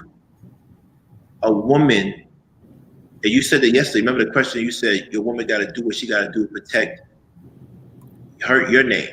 But if your woman's in her femininity, she's not going to fight another woman. So you put in a position where, are you going to jump in to fight another woman, or you going to just, what are you going to do? I told people this before, man. Oh shoot! If a woman try to fight my wife, I'm gonna do the best I can. Like, yo, go out the way, push her. I'm gonna be just like TBE. I got enough strength to like grab her and then push her a couple yards. I got enough strength to do that. Right. If there's a whole bunch of them, and I remember I seen this video where this man trashed about like 5 of them because they was jumping on his girl, and he trashed them. He picked, like, he had to get them out of there because they was on top of beating them in the head and all this type of stuff, picking up stuff. And then he started, he said, you know what? I gotta get these out. And he was knocking them out, picking them up, slamming them. They would not stop. But these daggone girls, guess what? They kept getting up. They kept getting, like, he picked one of them up and slammed them, and she got right back going up, jumped on his head and was beating him in the top. Man, sure, let me tell you something. These things out here, they're not ladies, man. They hard. Yeah, man. Hard. I'm trying to tell you. But you can't. Sorry, go ahead. Yeah, I don't play that. Like, I've been in situations. My wife got arguing with a group of women at a table, and you know what I mean, all that. Like, when you're married, it's you all versus the world. Period. It don't matter that they're females. At that point, they've chose violence, so violence begets violence. You understand what I'm saying? Now, one-on-one situation, no, I'll just take my wife out the way. Come on, let's go. We ain't got time for that. Let her talk her trash or whatever. But when groups of women, like they do now, like, it's nothing for a group of women, black women now, to jump on another woman. It takes nothing. I see it all the time. Like girl Jen always say, I see it all the time. You know what I mean? And you have to meet violence with violence sometimes, because violent people only understand violence. I don't understand violence. I don't want no parts of violence. I'm not promoting violence on this channel. Nobody's promoting it. No, nobody's promoting it, bro. But I'm just telling you, there's a sector of black women out here who are very violent. And violence is the only thing they understand. But once I tell them, yo, y'all not putting your hands on my wife, that's not happening. Oh, I'm trying to tell you, I've already warned you. That's your only warning that you're going to get. And that's it. You know, because if they were feminine women, whatever, you could say something smart, she say something smart, that would be the end of it. But these masculine ass women, you can't deal with them. Yeah, a woman shouldn't have to fight, in my opinion, she shouldn't have to fight at all. Like the woman that, right. Yeah, it's not. I mean, it's not about being a fool or being soft or anything. But like if I think the kind of guys that I know that I respect, they respect ladies. You know, and to see a lady fight. So that's why in the chat, I wasn't trying to disagree with King's take on Courtney. The point I was trying to make, if I may say, the point I was trying to make is from what I've observed of all the ladies, of most of the ladies that I've seen in these spaces, she's been the one that has been the most ladylike. She's defended black men. I don't think she's ever asked black men to protect her or claim that she didn't feel safe or didn't feel protected. Publicly, yeah, I don't know what she does out. Yeah, publicly, she could be like, you got some people that, and publicly, Wana didn't do it publicly. She would go behind the scenes, right, to ask men to protect her. So, she did. No, she did it. I don't want to refer to her directly anymore, but I will this time. She did. Like, that's kind of what started the whole like the avalanche of right. Because the first time I think it was like a couple of days after I followed her, because I think I followed her after that thing happened with Anton. I think she put a video on Instagram. That's what Anton was actually responding to in annoyance. I think she was making the claim that she didn't feel protected, or that black men don't protect black women. So she made a kind of a broadcast thing. So of course, a lot of us who happen to be black men felt, okay, Maybe we should do something about it. We should try protecting. And things went on until like we witnessed what happened with Daryl. And it was actually at that point that I decided it probably is not a good idea to randomly protect black women. It's just this simple. Respect gets you security. Simple. Respecting a man. Yeah, but you gotta yeah, but that's kind of dangerous too, truth, because a woman could try to show you a lot of respect. We've seen this happen to Darrell. Well, I'm not a fool. I know what respect looks like. Okay, what? You feel what I'm saying? For me, they can't fool me. They can't. Why you starting so early, man? Come on, Females can't fool me. All right, so how does respect look like? How does it look like? Yeah, give us an example, so we won't fall for that. You can you can have. Because I fell for it. I fell for it. You allowed them to flatter you. That's what happened. They was calling you. They call you good looking. Talking about that's the man. No.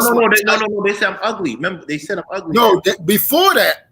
I'm talking about they calling you ugly now. But if you go to the video before that, they was talking about you the type, good looking, thug, sophisticated, all this type of stuff. They was handed to you. They was flattering the fuck out you. That shit, I see that shit a mile away. Why you didn't tell me? Why you didn't tell me? I did in a way without trying to start some shit with them, man. Like it was already the notion of me hating women.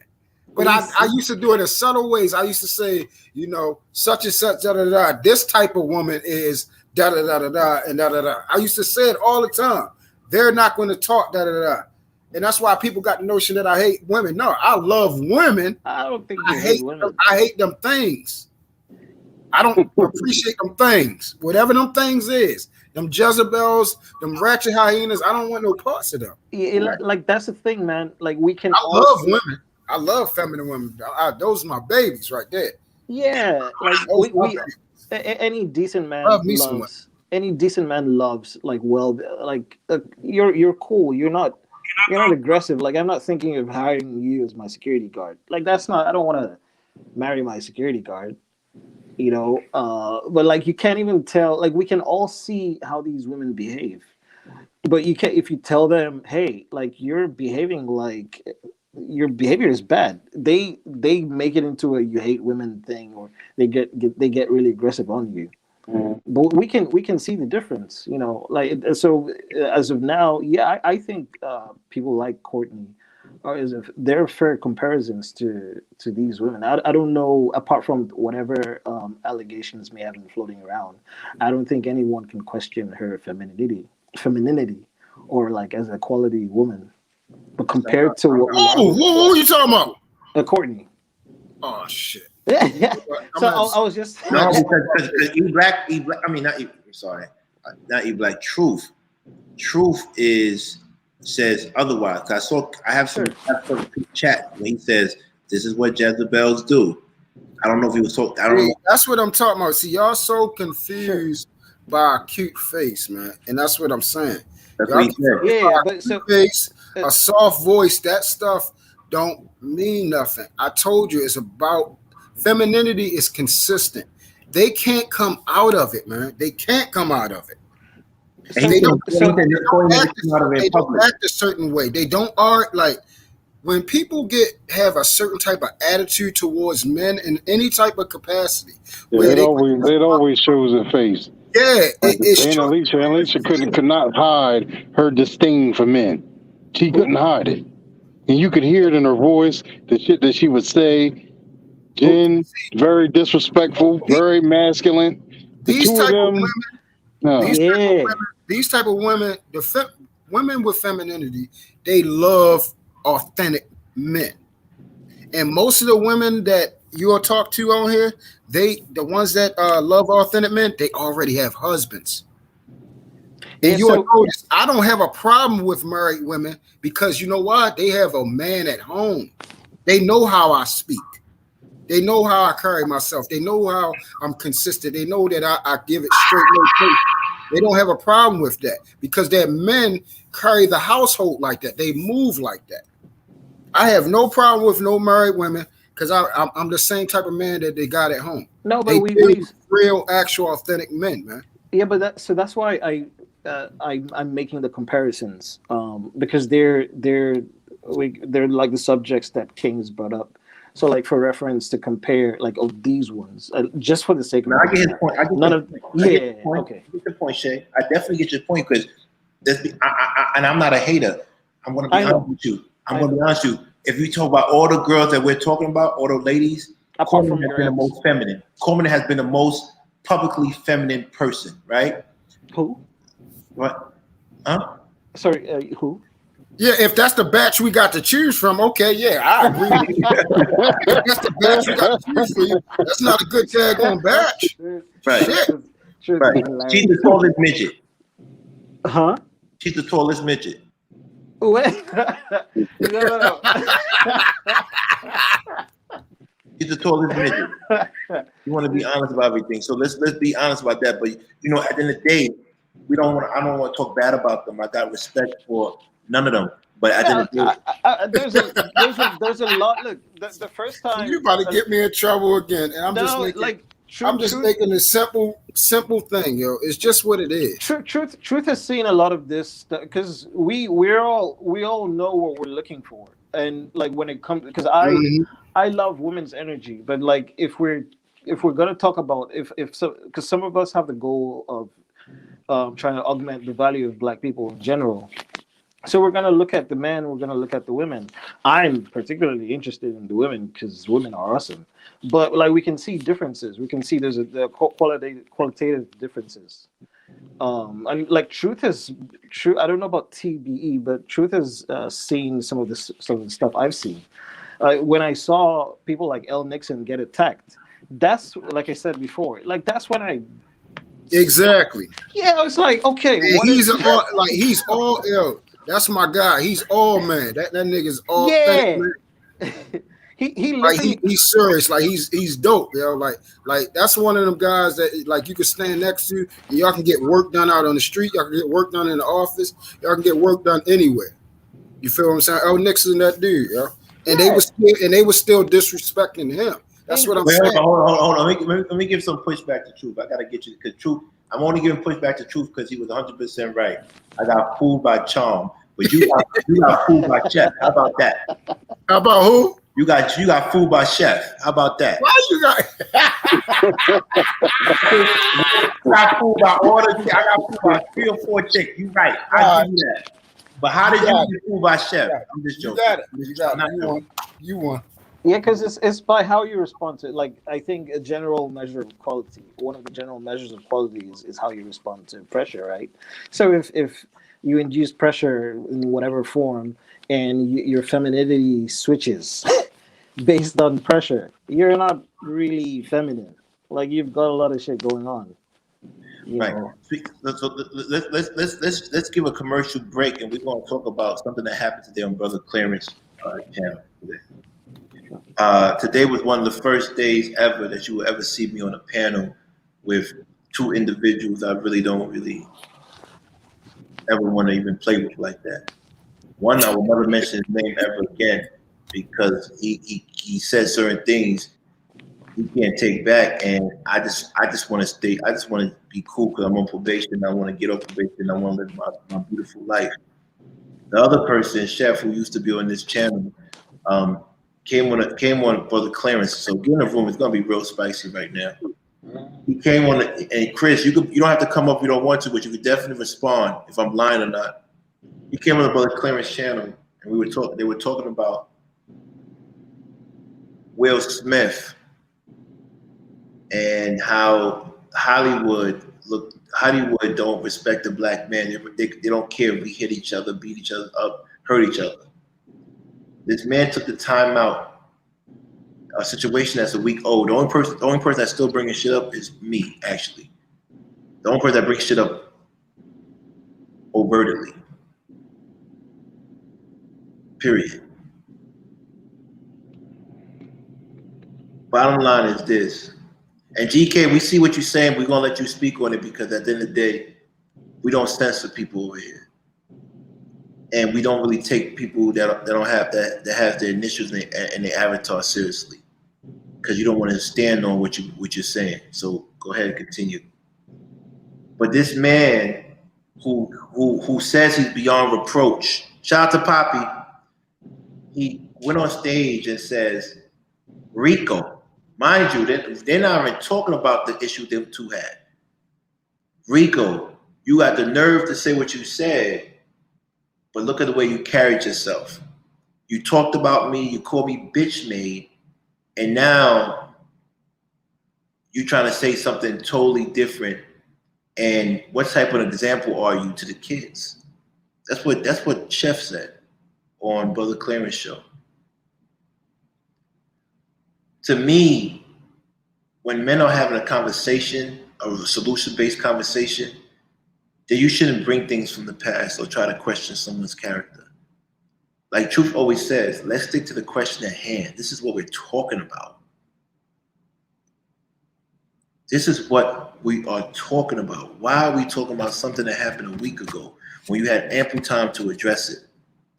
Before you brought it up to talk about Rico, why didn't you use that time to go and talk to him behind the scenes? But you used that time to make animation a joke. And before that, you kept quiet. You never said anything, but you want to address Rico now.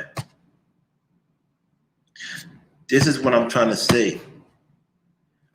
And I'm addressing now because it just happened. I'm addressing on my page.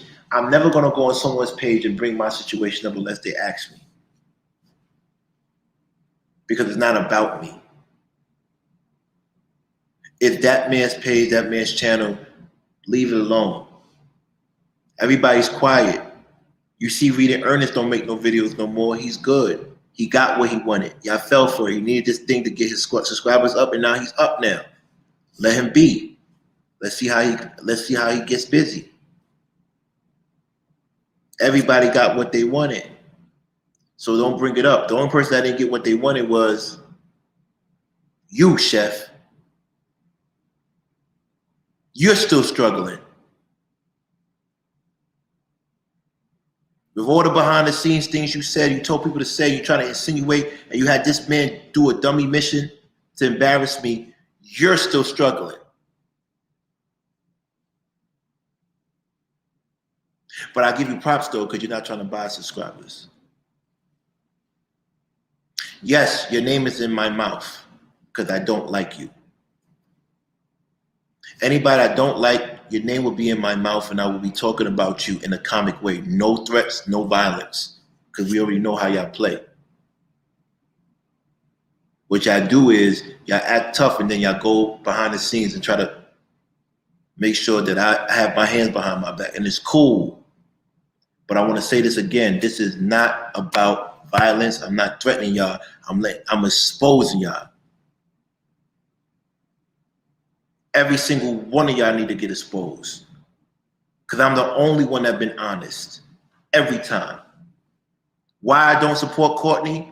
Because if Courtney is Miss Feminine, why is she going on Jen's town hall meeting, giving $5 and $10, supporting them, dragging me? I can't argue with that. So guess what? We're gonna drag her too. We're gonna drag her. When I say drag her, not physically, let me make it very clear to everybody. Drag is a term meaning that we're going to expose her. That's what that means. Please do not go back and tell anybody I said anything crazy because I don't want to get in trouble. This is what I'm saying. You can't go and say she's feminine, Shay, when she's on a stage full of aggressive, conditional, feminine woman talking about me. A feminine woman wouldn't even be on stage. I waited before I said what I had to say. A feminine woman wouldn't be on stage. Somebody was down there Friday and see, I'm going to bring you back up. A feminine woman wouldn't be on stage. Like Truth says, until a feminine woman stays out the way. She's at home taking care of her man, her children, and her responsibilities. She's not going to make time to go on a manhunt. So Courtney is not feminine like you think she is. And Truth saw that. That's why when we was talking, he said, y'all gotta be careful of the Jezebels. You got some women who are masculine, that's some women that move through the streets. Jezebel wasn't feminine. Wasn't masculine. Y'all know that, right? Jezebel wasn't masculine. She was beautiful. She was clever. She was feminine. She had everything that a lower man's guard down, and then she would cut their fucking head off. She was not masculine. So don't worry about Jada. Jada's not masculine. She's feminine, but got that man moving crazy out here. Yep, she's feminine as fuck. So let's make this everything clear. Masculine energy, yes, watch out for that. But watch out for the women that know how to use their feminine energy to get what they want. And I've been used by many of women because they tricked me with their feminine energy and it's cool. Chalk it up to the game. But guess what? I'm not these dudes. The only one that had feminine energy is Wanda. Nikki. Oh no. Nikki and them is cool. Nikki's cool. Nikki's the only one. Nikki's cool. Nikki feminine as hell. She's dope. Nikki deserves protection. Nikki, go. Oh yeah.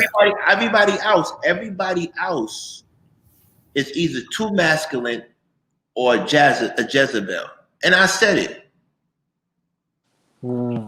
I said it. So you're saying that the Jezebel thing is under the feminine. It's still feminine, right? It's feminine, but it's using your feminine ability to manipulate men. So that's even deadlier. Yeah. That's a damn Decepticon. That's a goddamn Decepticon. Yeah, I was. Yeah. Right. That makes sense. And then Dave, so we want to make that very clear. If you have femininity, but you use it for this, a feminine woman is going to come into chaos. And you ever see a pretty woman, a feminine woman will come into the most chaotic situation with men, and we will all calm down. Yeah, that's a princess. That's how I know a woman is feminine, a real feminine. I seen women come in and say, you know what? That's not right. And the blood just comes down. The blood pressure goes down. That's a feminine woman to me. She didn't come into the town hall meeting to calm down the situation. They provide tranquility. She didn't do that. She came there to support and add fire to the fuel. And it's okay. There's a lot of women that's not here on the chat right now who I cared about that went over there, but they reached out to me and said, "Hey, listen, King, can you stop this in Wana? Don't do that. Don't." And I said, "No, I'm going to." Because once you attack my character, then you leave me no choice, because that's the only thing I have is my character. One thing Truth said today, and Rico said today, that really struck me.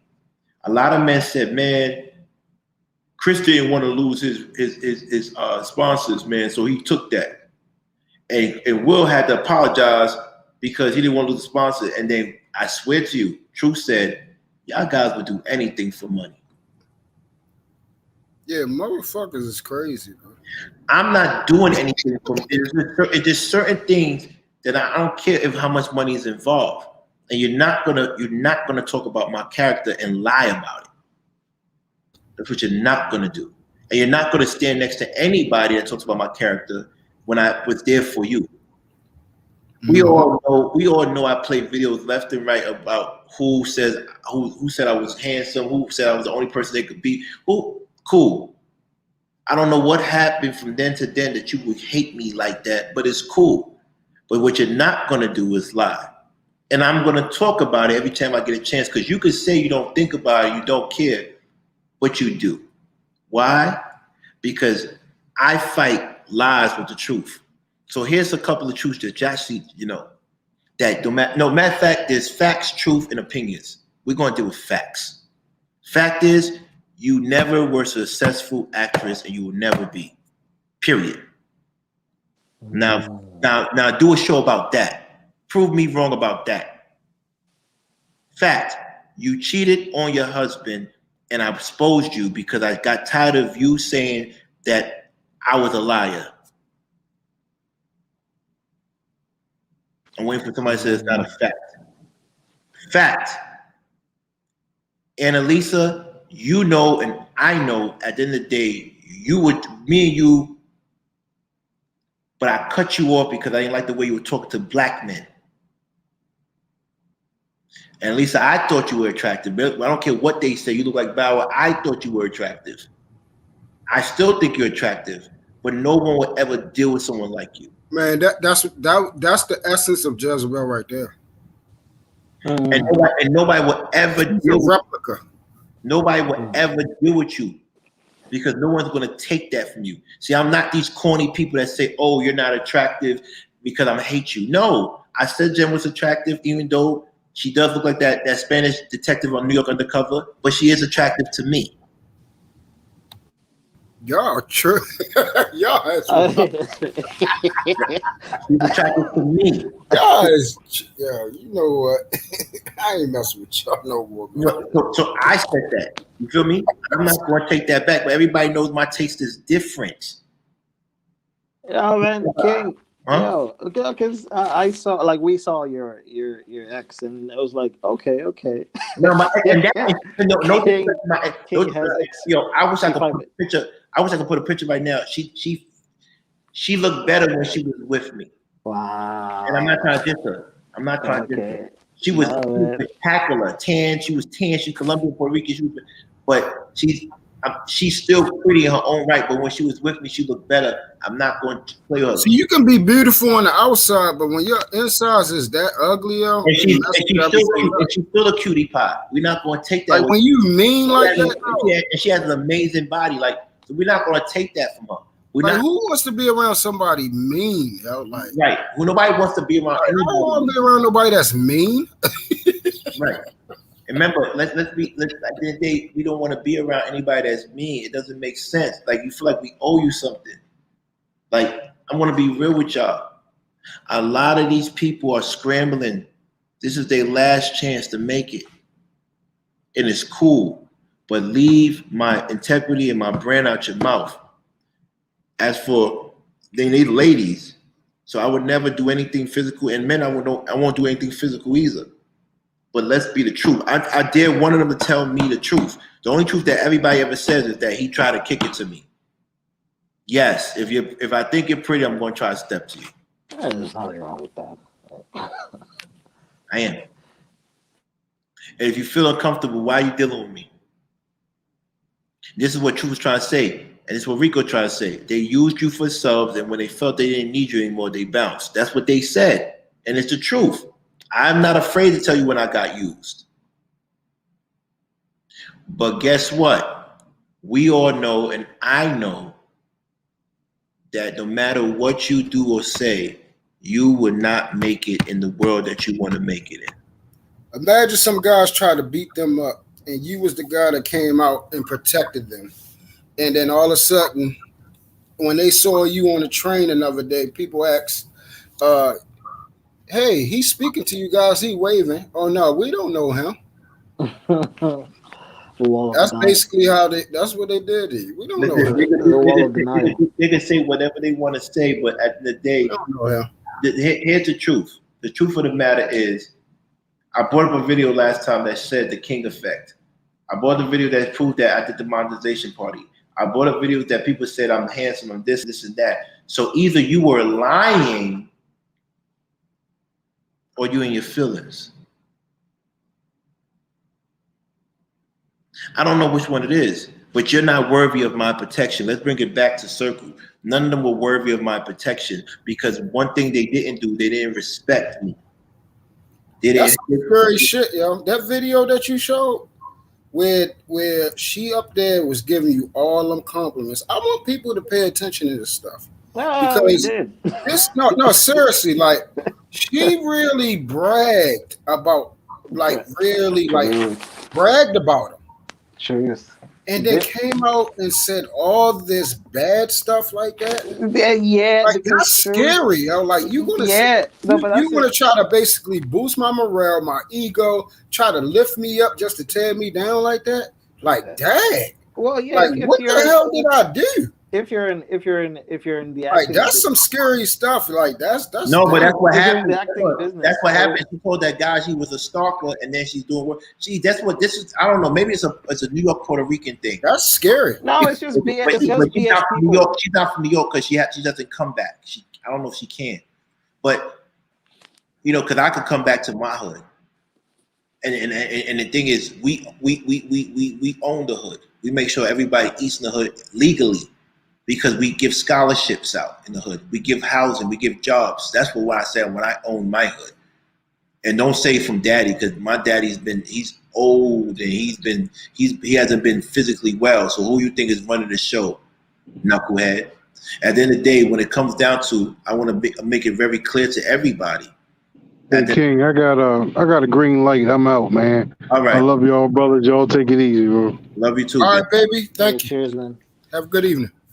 At the end of the day, let's talk about everything. Hold on. I want to put this thing because I took it down. And I should have kept it up, but it was her just basically like literally gave me every compliment in the world, and people forget about this. Yeah, that's scary, man. I'm I trying don't to know. Do me a favor. Hey, Terry, can you send me again to my email because I can't find it. This is why I approach things like this. This is the prime reason. Yeah, please play it because people probably need to see that again. They need to see that again. This is why I moved away. They need to see the same thing. Like, this is why truth is truth. Truth says I'm who I am no matter where I go. So if truth says whoever talks about my wife is gonna get it, there's no exceptions to the rule, right? I'm not promoting violence. E-Black said E-Black didn't do that. The principles thing. I had footage of her talk about, and he didn't do anything. Yeah, that right there, I don't understand. Like, you can't. If somebody, if I think our king is dead, y'all wild.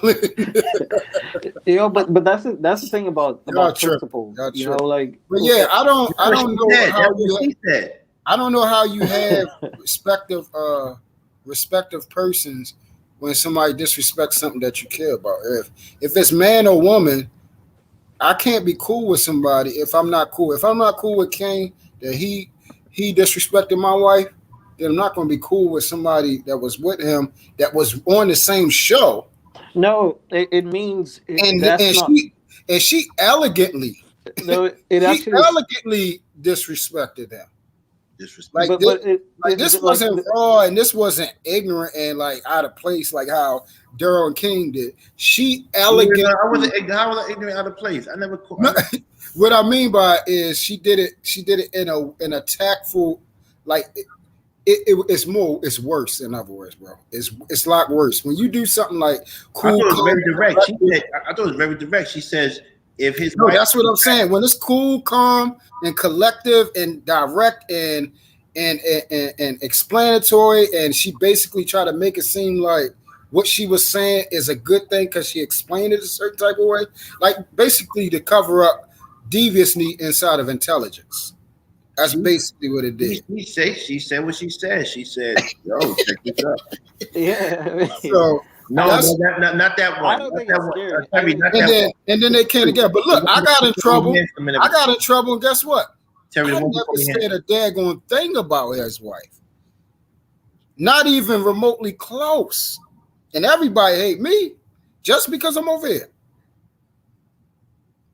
But they love her. They love her because they don't feel like you could do nothing to her. I mean, him. That's what they feel. The same reason why she said, "I'm not apologizing to you, Vic, for saying SMD." And oh yeah, that was the worst. And guess what? Chef just stood there. That's mean. Chef. King. Let me ask you a question. Let's be honest. If King had these people on the page, I've apologized to people even when I didn't, even when I couldn't remember what I said wrong. No, but if King was GK, what panels was I on? GK, what panels were on where people took shots at somebody that's still cool with at the time? Tell me. Please let me know. Go ahead, Shay. Yeah, I don't understand what GK is saying, but from what I saw, first of all,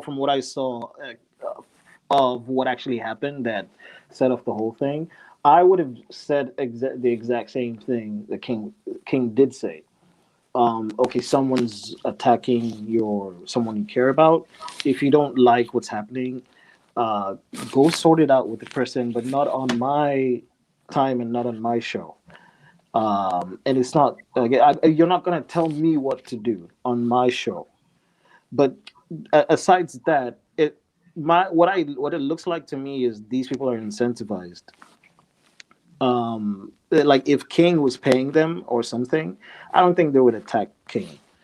It looks like whatever value. Oh, TLA is big, is behind this. Anton, really.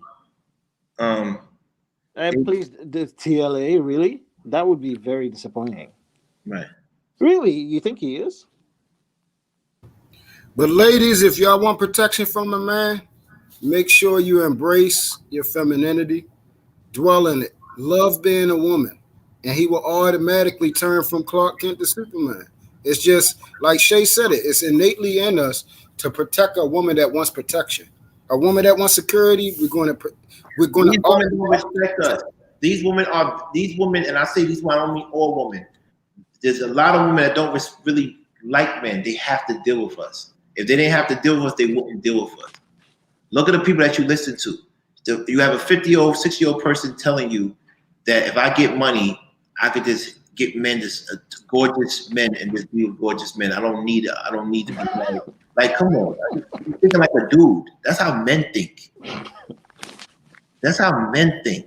And the only men that's real men is the ones that kiss their ass. Yeah, apparently. Yeah, right? Like the only men that kiss men their that don't ass have brains. and that want to ride with them and agree with them and don't challenge them on nothing, those are the only real men.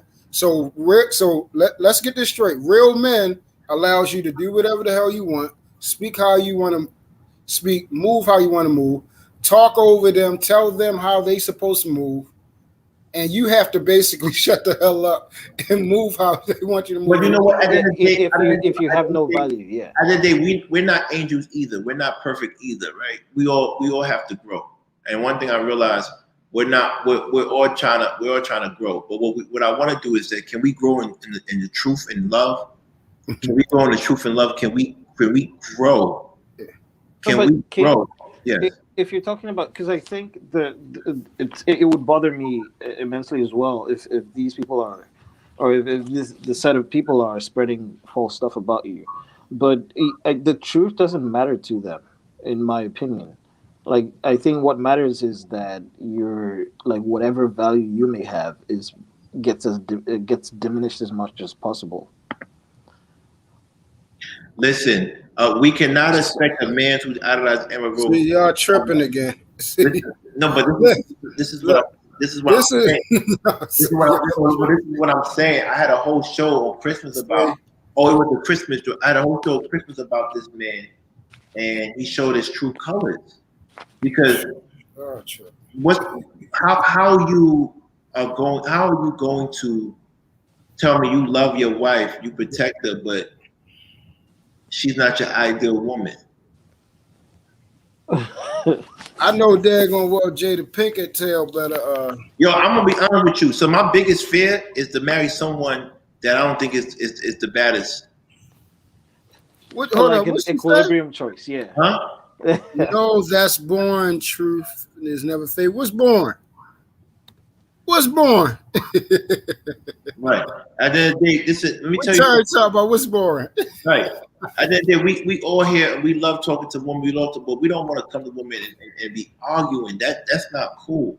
And I one time I told Jay, I said, you're not really a mean person. You just people disturb your peace. And then if you watch her.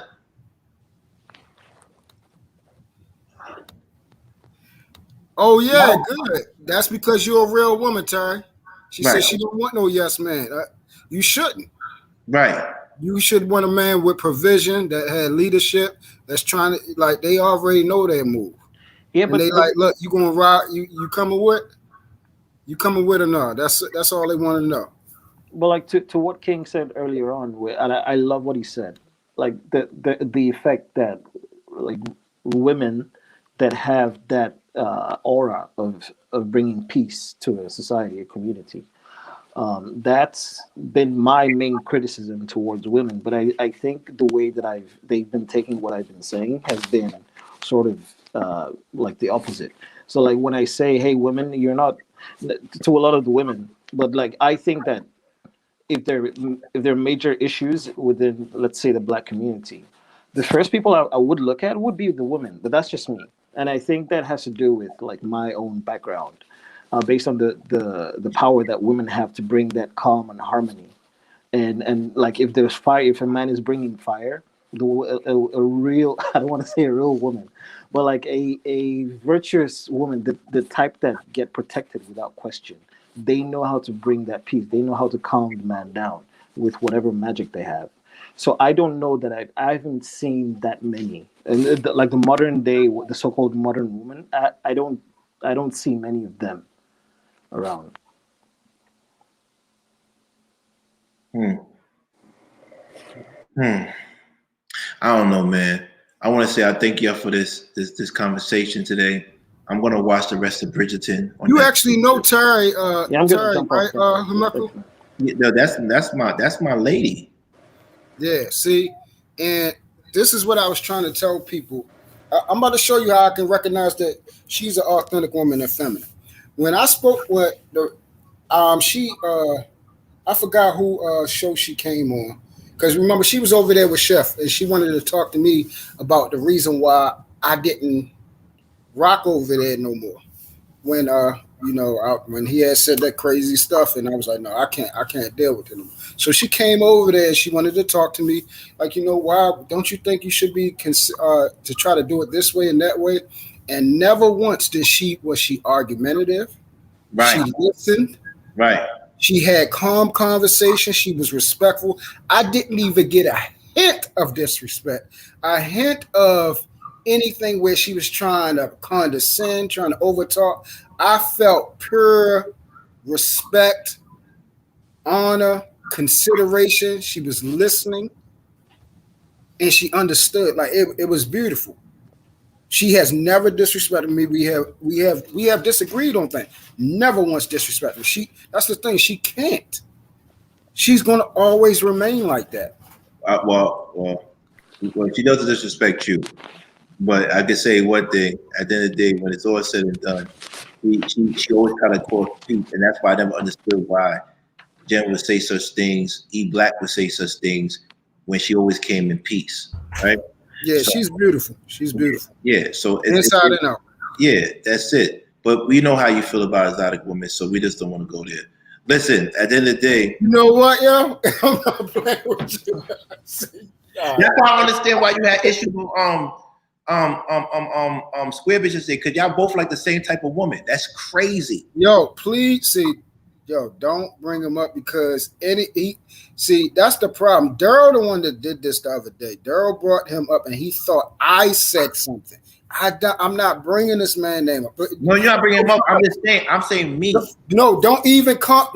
Hold on. I drop down. You can talk about. I don't want I won't talk about him. All right, cool. Because he's gonna pop up like, oh, Drew, you talking? Like, no, man, I'm not. Right, I'm over here, like I'm chilling. Right, but we're gonna end this show because I'm just gonna quickly jump off, King. Thanks so much for having me on this. No, we love you, man. I appreciate you, Shay. Well, but we're gonna end the show right now. I gotta watch the second season of Bridgerton. But it's a good show today. We definitely came to some solutions. We definitely know who we need to deal with and who not we need to deal with when it comes to protection. Women, please bask in your femininity. I'm not saying I'm not saying be soft. I'm just saying we love gracefulness. And also, men, don't be a fool like me and have these women trick you into protecting them. This is crazy. Have you tricked you into protecting them, because at the end of the day, they really in competition with you. When it's all said and done, just think about it. Think about it. The only time you turn your back on somebody that helped you out is because you really didn't care about them anyway, and you was looking for an excuse. So the only person who did on my show that was feminine to me, for the most part, was Nikki. And Hanifa. Nikki and Hanifa were the most feminine. Everybody else? Yes, Hanifa, she's another one. Hanifa and Nikki. Everybody else they were moving on a Jezebel way, or they were moving on an extra masculine way. If I missed you, please let me know and I could call those names out. But for the most part, everybody and Lucky was solid. Lucky has become solid. At first we didn't see eye to eye, but Lucky is solid.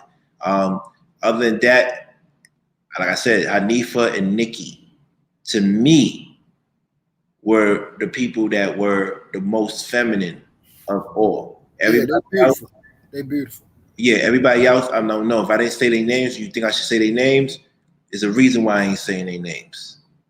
But I'm not the type of person to bring anybody out unless they try to bring me out. You know? And like you said, Sarita's right. I'm learning. I'm 42. I'm learning. I'm not used to this YouTube shit. I'm used to when women around me, they don't play these games. Anybody that been out with me, I make sure everything is taken care of. The only person that honest there, but Terry, when we go out, when we chill, everything good, right? Just let me know. Is everything good? That's what I do. And one thing about on my birthday, out of all the girls that I took care of, I did lavish things for many women. But the only person that took me out on my birthday were two girls that took me out on my birthday. And these two girls are the two most feminine women I ever met. Two. And it's funny. And it's funny. The funniest thing is the two girls that took me out on my birthday were also the same women that I made sure that I honored them on Valentine's Day. And not saying I'm not messing with both of them like that. And they took you out. They were my friends. They're my friends. You see that? See, they're not even entitled. See that? Right. See how it's not mandatory? Yes, always. Yes, always. But the same people that I made sure everything was cool on that day that I don't celebrate were the same people that made sure and shout out to Nitra. We're not going to forget Nitra because Nitra actually gave me a nice birthday gift and a cash app on my birthday. I appreciate you for that. I'm never going to forget that because you didn't have to do that. That's number one. But shout out to everybody else, Farida, shout out to Elizabeth Fry, shout out to April Carter. All those girls are amazing women. But I'm just talking about the ones I know physically. The ones I know physically. Queenie, shout out to you. The ones I know physically. Terry knows at the end of the day when we go out, everything is taken care of because she's in her feminine. Mm-hmm. She's in her feminine. She gets dressed up. I mean, if you don't know, Terry's a fashionista. I'm talking about designer. I'm talking about style. It's different. So you when she could put on her clothes, she put it on. She could dress like it's different. She don't brag about it, and she's in shape. She's not like I don't want to sound president. But she give off that. She's not. You know a lot of Asians are a lot of the Asians that I use. They're really thin. She's not. She's athletic shape, curves. And then she give off that aura like take care of me. And she got a 4-pack.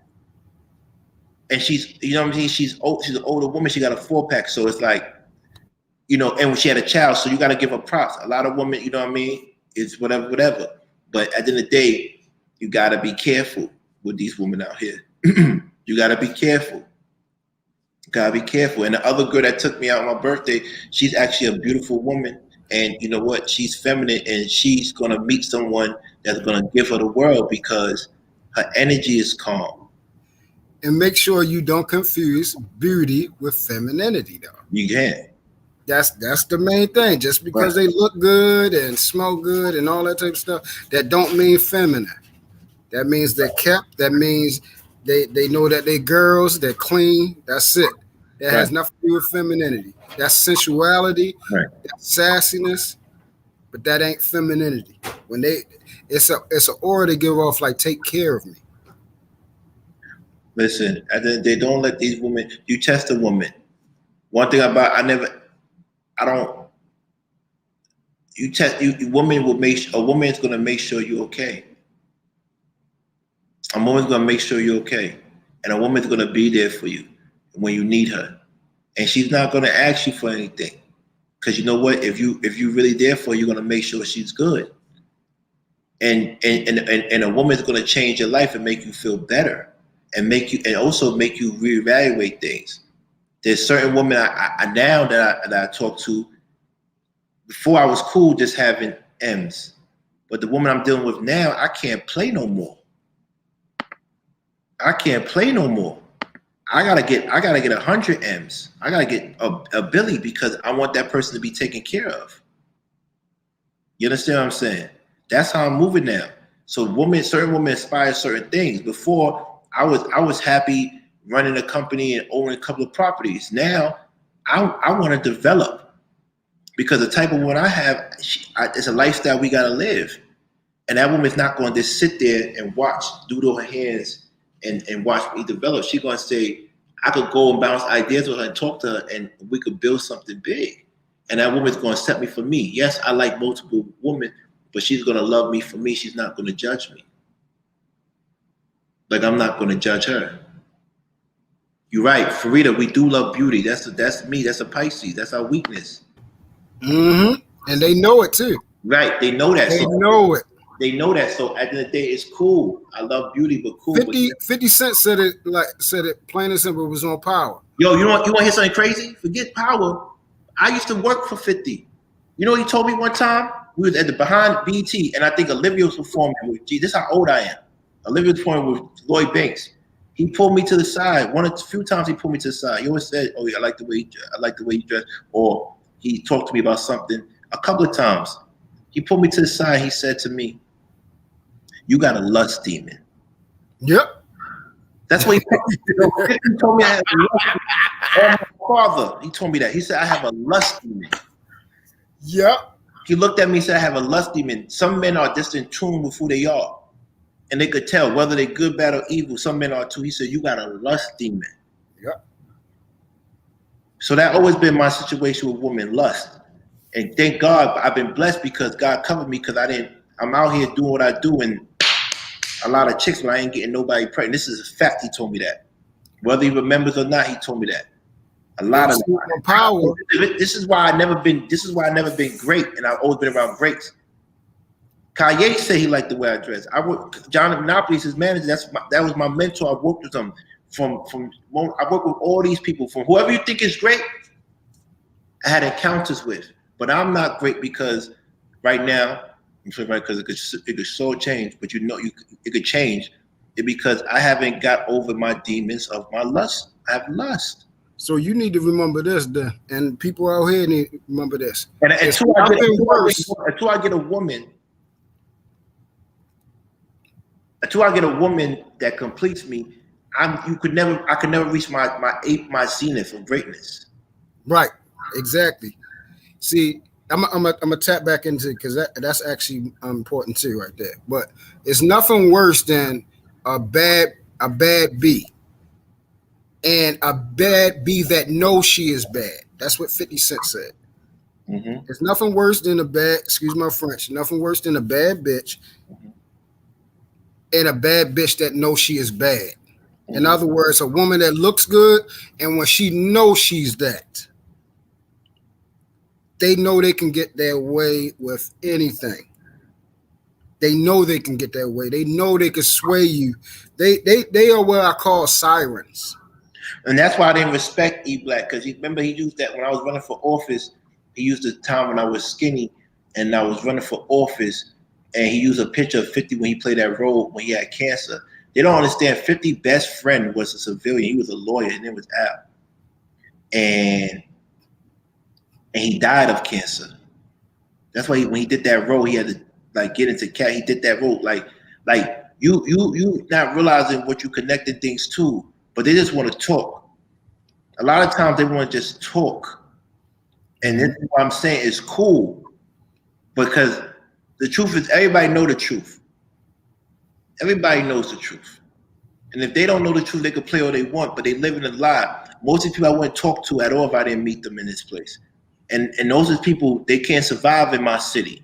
That's why they left my city. And that's why they live on YouTube, because they couldn't make it in New York. And the last important thing you just said, they could not make it in New York. All the people that's here that's in New York, from the Aprils to the Natalie's and to the it's a different type of lingo. To the box, it's a different type of lingo. Not playing, but it's a different type of lingo to be able to afford to live in New York. Yeah. Terry, it's a different type of lingo. And then the most important thing you shared today, the most important thing you shared today was the fact that you said that until I basically conquer that demon and get the woman, I'm never going to reach where I need to get to. And I was talking about that. The right woman. Men need a woman to help you reach your apex. Right. You always like you can be successful in your own right. Right. But you're not going to be complete till you have your wife. No. I'm going to get M's. See, no, I said complete. No. Listen, I'm going to get M's, but if I'm not complete, what is a man to gain the world if he doesn't have his soul? Yeah. What profit a man if he gain the whole world and lose his soul? Yes. Right. Exactly. And I'm telling all these men, a woman, you could lose your soul in woman. Oh, absolutely. If you're not careful, you look what we're seeing it unravel in front of our face. Will Smith. You could lose your soul in woman to the point that he's doing things. Even his mother interviewed today. She said, my son would never do something like that. Who is that? I'll leave it at this. What my father said was the most beautiful creature that was ever created. Wow. Lucifer. Wow. He was the most beautiful creature that was ever created. I mean, look at people's avatars. See, I'm going. Yeah. Look at people's avatars. That's it. It's very like we got to be very mindful what's going on. Be mindful. This is not no physical. It's nothing about this is physical. Nothing about this is YouTube. This is spiritual warfare. And they're gonna make the thing that looks honest and good bad. But I want you to look at my track record. I want you to look at who I am as a person. And I want you to understand what you think it is not what it really is with a lot of people. This is not a physical thing. This is not a YouTube thing. This is a spiritual thing. Yeah, I tell jokes. I become insensitive at times because I'm human. But I want you to understand this is a real spiritual battle. And only the strong is going to survive. Only the strong. And I don't mean the strong with physical strength. I don't mean the strong with your brain power. I'm talking about the resilient, the ones that really understand, that have a bigger purpose. The ones that's doing what they need to do without people telling them what to do. The one that's not in competition. Sometimes I got to get up my ego. My ego might be sometimes a little bit crazy. But at the end of the day, you look past all that, you know I'm a genuine person. This is a spiritual warfare. Anything you do in life. Because every time you wake up, you have life. So God has given you another chance to give you hope. When there's life, there is hope. A way for you to change and go back. It's not going to be easy. And I'm telling everybody this now. The Bible says it. Don't be overly righteous and don't be overly evil. Because you could die before your time. So keep that balance. I'm not saying be a punk and I'm not saying be a bully. Keep that balance. Because what happens is people are out here to throw you off balance. And when you get thrown off balance, you lose your blessings. I was talking to one of my young lady friends and I told her she was having an issue with her baby pops. And I told her, listen, why are you mad for? Look what happened. Your baby father got you mad and now you missed the gym. By you not going to the gym and working out, not only did you affect your body, but you probably missed a chance to meet the husband that you were supposed to meet that day. Or meet the woman that was going to give you a business opportunity because you let someone, the devil, through your baby father, take you off your game and you didn't go to the gym and you could have met someone that freaking day. This is spiritual warfare. You know, King don't talk like this. But I'm talking like this now for those who are listening. Whether you believe in Allah, shout out to all my Muslims that celebrate Ramadan April 1st. Peace and blessings unto you. Whether you're a Christian, shout out to all my Jesus-fearing people, my God-fearing people. What are you Jewish? Everybody that worships Yahweh, good for you. I'm proud of you. Keep going. But I'm saying to you, if you at any day in your life that you think that this is physical and this is just an attack on you as a physical human being, you're already lost. Fall back, open your eyes, your spiritual eyes, put on that helmet of salvation, put on that sword of truth, put on the whole armor Ephesians chapter 6 talks about. See, I don't want to get on this preachy stuff. I don't. But I see what's going on. I see what's going on. I fight demons every day that you don't even think about. Put on your spiritual armor. Ephesians 6, if you don't know, go and read it. The one that says, children, obey your parents, yada, yada, yada. But if you keep on reading, it's going to talk about that armor. From the girdle to the shield to the breastplate. Put that on. Because it's nasty outside. People don't have money anymore. People are struggling. People are going. You talking that big shit now, shorty. Yeah, nothing sure about me. I get multiple language, man. But at the end of the day, seriously, be prepared. This spring, this summer is going to be a test of your will. Everything is going to come on to you. Everything. And I want you to remain cool, calm, and know that you got this. I tell you, if I didn't have my spiritual armor and I didn't believe in God, that little atheist town hall meeting would have destroyed any regular person. But not me. Because I knew it was a test of spirituality. You say, why did I drag people and take their marriages down and do this and oh, you don't do that, that's foul, that's wrong, don't do that, you're supposed to be the bigger person. No. It's a balance. Eye for eye, sometimes you turn your cheek and sometimes you don't, but it's a balance. At the end of the day, did I take them down with lies or did I take them down with the truth? I want you to understand the weapons that I used when I went to war. I didn't use lies. I used the truth. And that's the difference between God-fearing people and people like them. They got to continue. The devil got to continue telling lies, making stuff up, changing the narrative. But God, people that worship God, they understand this is going to tell the truth. They're going to tell the truth. And they're going to beat you with the truth. And it doesn't have to be favored. No pun intended. It doesn't have to be favored. It doesn't. And when God sees that you're going through a war, he sends people. Mr. Real Estate came out of nowhere smoking them. Smoking them. I don't have to do anything anymore.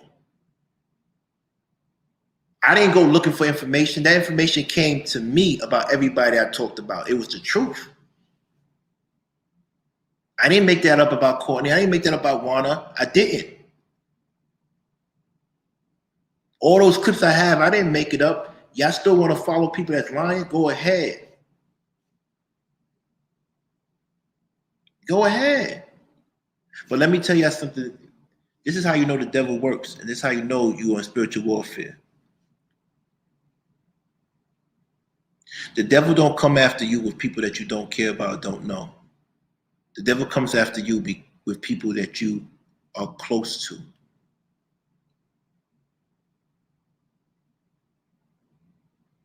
They come after you with people that you are close to. Your family members, your friends, your YouTube partners, content creators. They're going to come at you. Be mindful if anybody says, I'm beyond reproach. Even no man is beyond reproach. You are not God.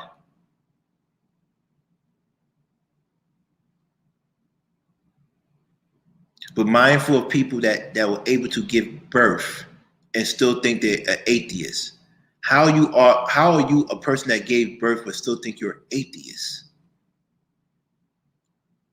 A woman is probably the closest thing to God because they understand what creation is on a physical level.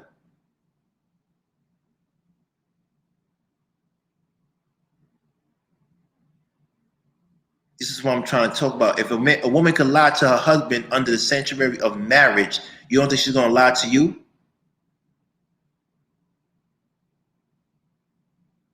Watch people. It's a spiritual warfare. If you look close enough into people's eyes, you can see the snake in it. You can see the demon in it. Look. Look at Annalisa, how beautiful she is. But you can still see the demon and the hurt in her. That she screams like a banshee every time she gets mad. Look. Look. Look at the other banshee. Jen. SMD, she's 49, 50, but she wants to say, I talk like a street dude, I'm not educated, I went to a school, she don't know. But you saying SMD, what's educated about SMD? Or maybe I'm hearing it wrong. Is she saying PhD? Is she saying PhD or is she saying SMD? I got my MED, but I never got somebody say SMD. This is why I'm trying to talk massive education to those who don't know what MED means. Let's be real. This is spiritual warfare at its finest. Don't let these people fool you. They showing I have a webcam showing my background. They showing backdrops. Corners of the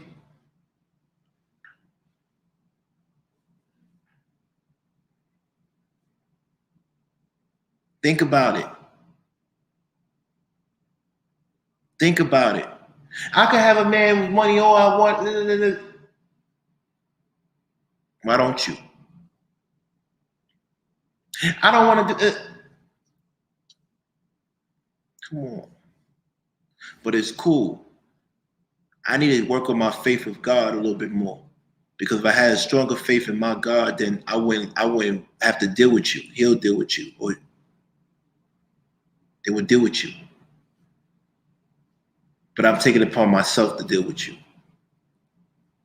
When I could just leave you alone, because in reality,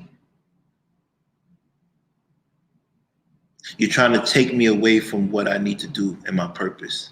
You're trying to make me forget what it is. Just like my homegirl, she got mad. She missed the gym, and she possibly missed people that could be in her life that could help her. You want me to be like that? I'm not gonna miss my purpose and my opportunities. And that's what spiritual warfare is. It's really simple. The devil taking you off your purpose. That's what it is. Simple. Whatever takes you off your purpose, not happiness. I didn't say happiness. Whatever takes you off your purpose is the devil. Whatever takes you off your purpose is the devil.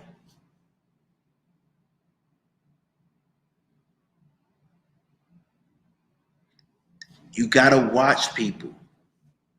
People wear religion like it's fashion. Dior is Christianity, Louis Vuitton is Islam, Valentino is Judaism. They don't really, it's not inside of them, it's outside of them. It's outside of them. Watch them. Watch them. They glorify themselves. You're gonna see. You're gonna see how people crumble. And don't get twisted. Work without faith is death. Don't get twisted. You could be an evil dude and work hard and get money. You see how Lapeef and Anton is doing. They work hard, so they deserve that. Don't get twisted. You can work hard and be all right. But at the end of the day, when you go home at night, and you gotta be in that bed by yourself, you're gonna know you're not who you say you are. I got this before YouTube.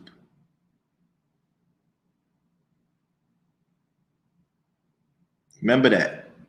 I got this through God. It was I didn't get this. I came out of prison and got this. I didn't do it with anything legal. This is what I'm trying to tell y'all.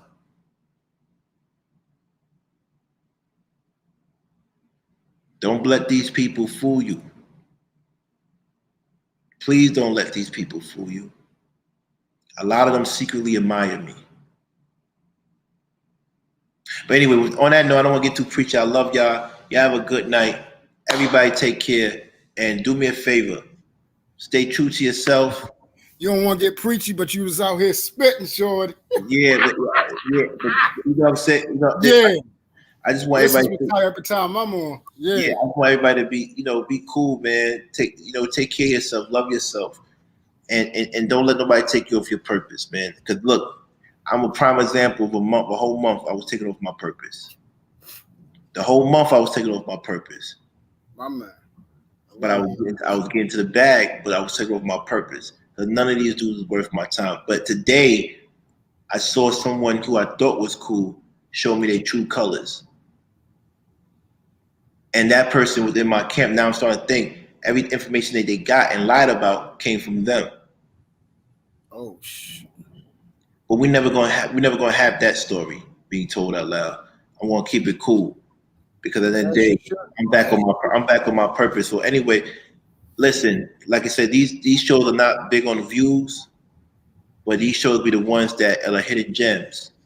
So probably 10 years or 5 years from now, they come back and we see this part and it saves someone's life because it's a spiritual warfare. Depression is spiritual warfare. That's why people, when they get rich, they still be depressed. When they poor, they still depressed. It's deep. It's deep. You don't know what people are going through. Protect yourself. Don't let these people throw you off your thing. I'm protected though. I'm protected. If you knew what these people try to do to me recently, and I'm talking about everybody on that I was issued with, you realize what you knew the extent that they did, and it didn't work. I could come back with fire, but I'm gonna be cool right now because I'm still human. I want to be cool, but you got to understand the type of fear that I inflict on people because I believe in God. If you think I'm gonna let an atheist beat me, you're bugging. You're bugging.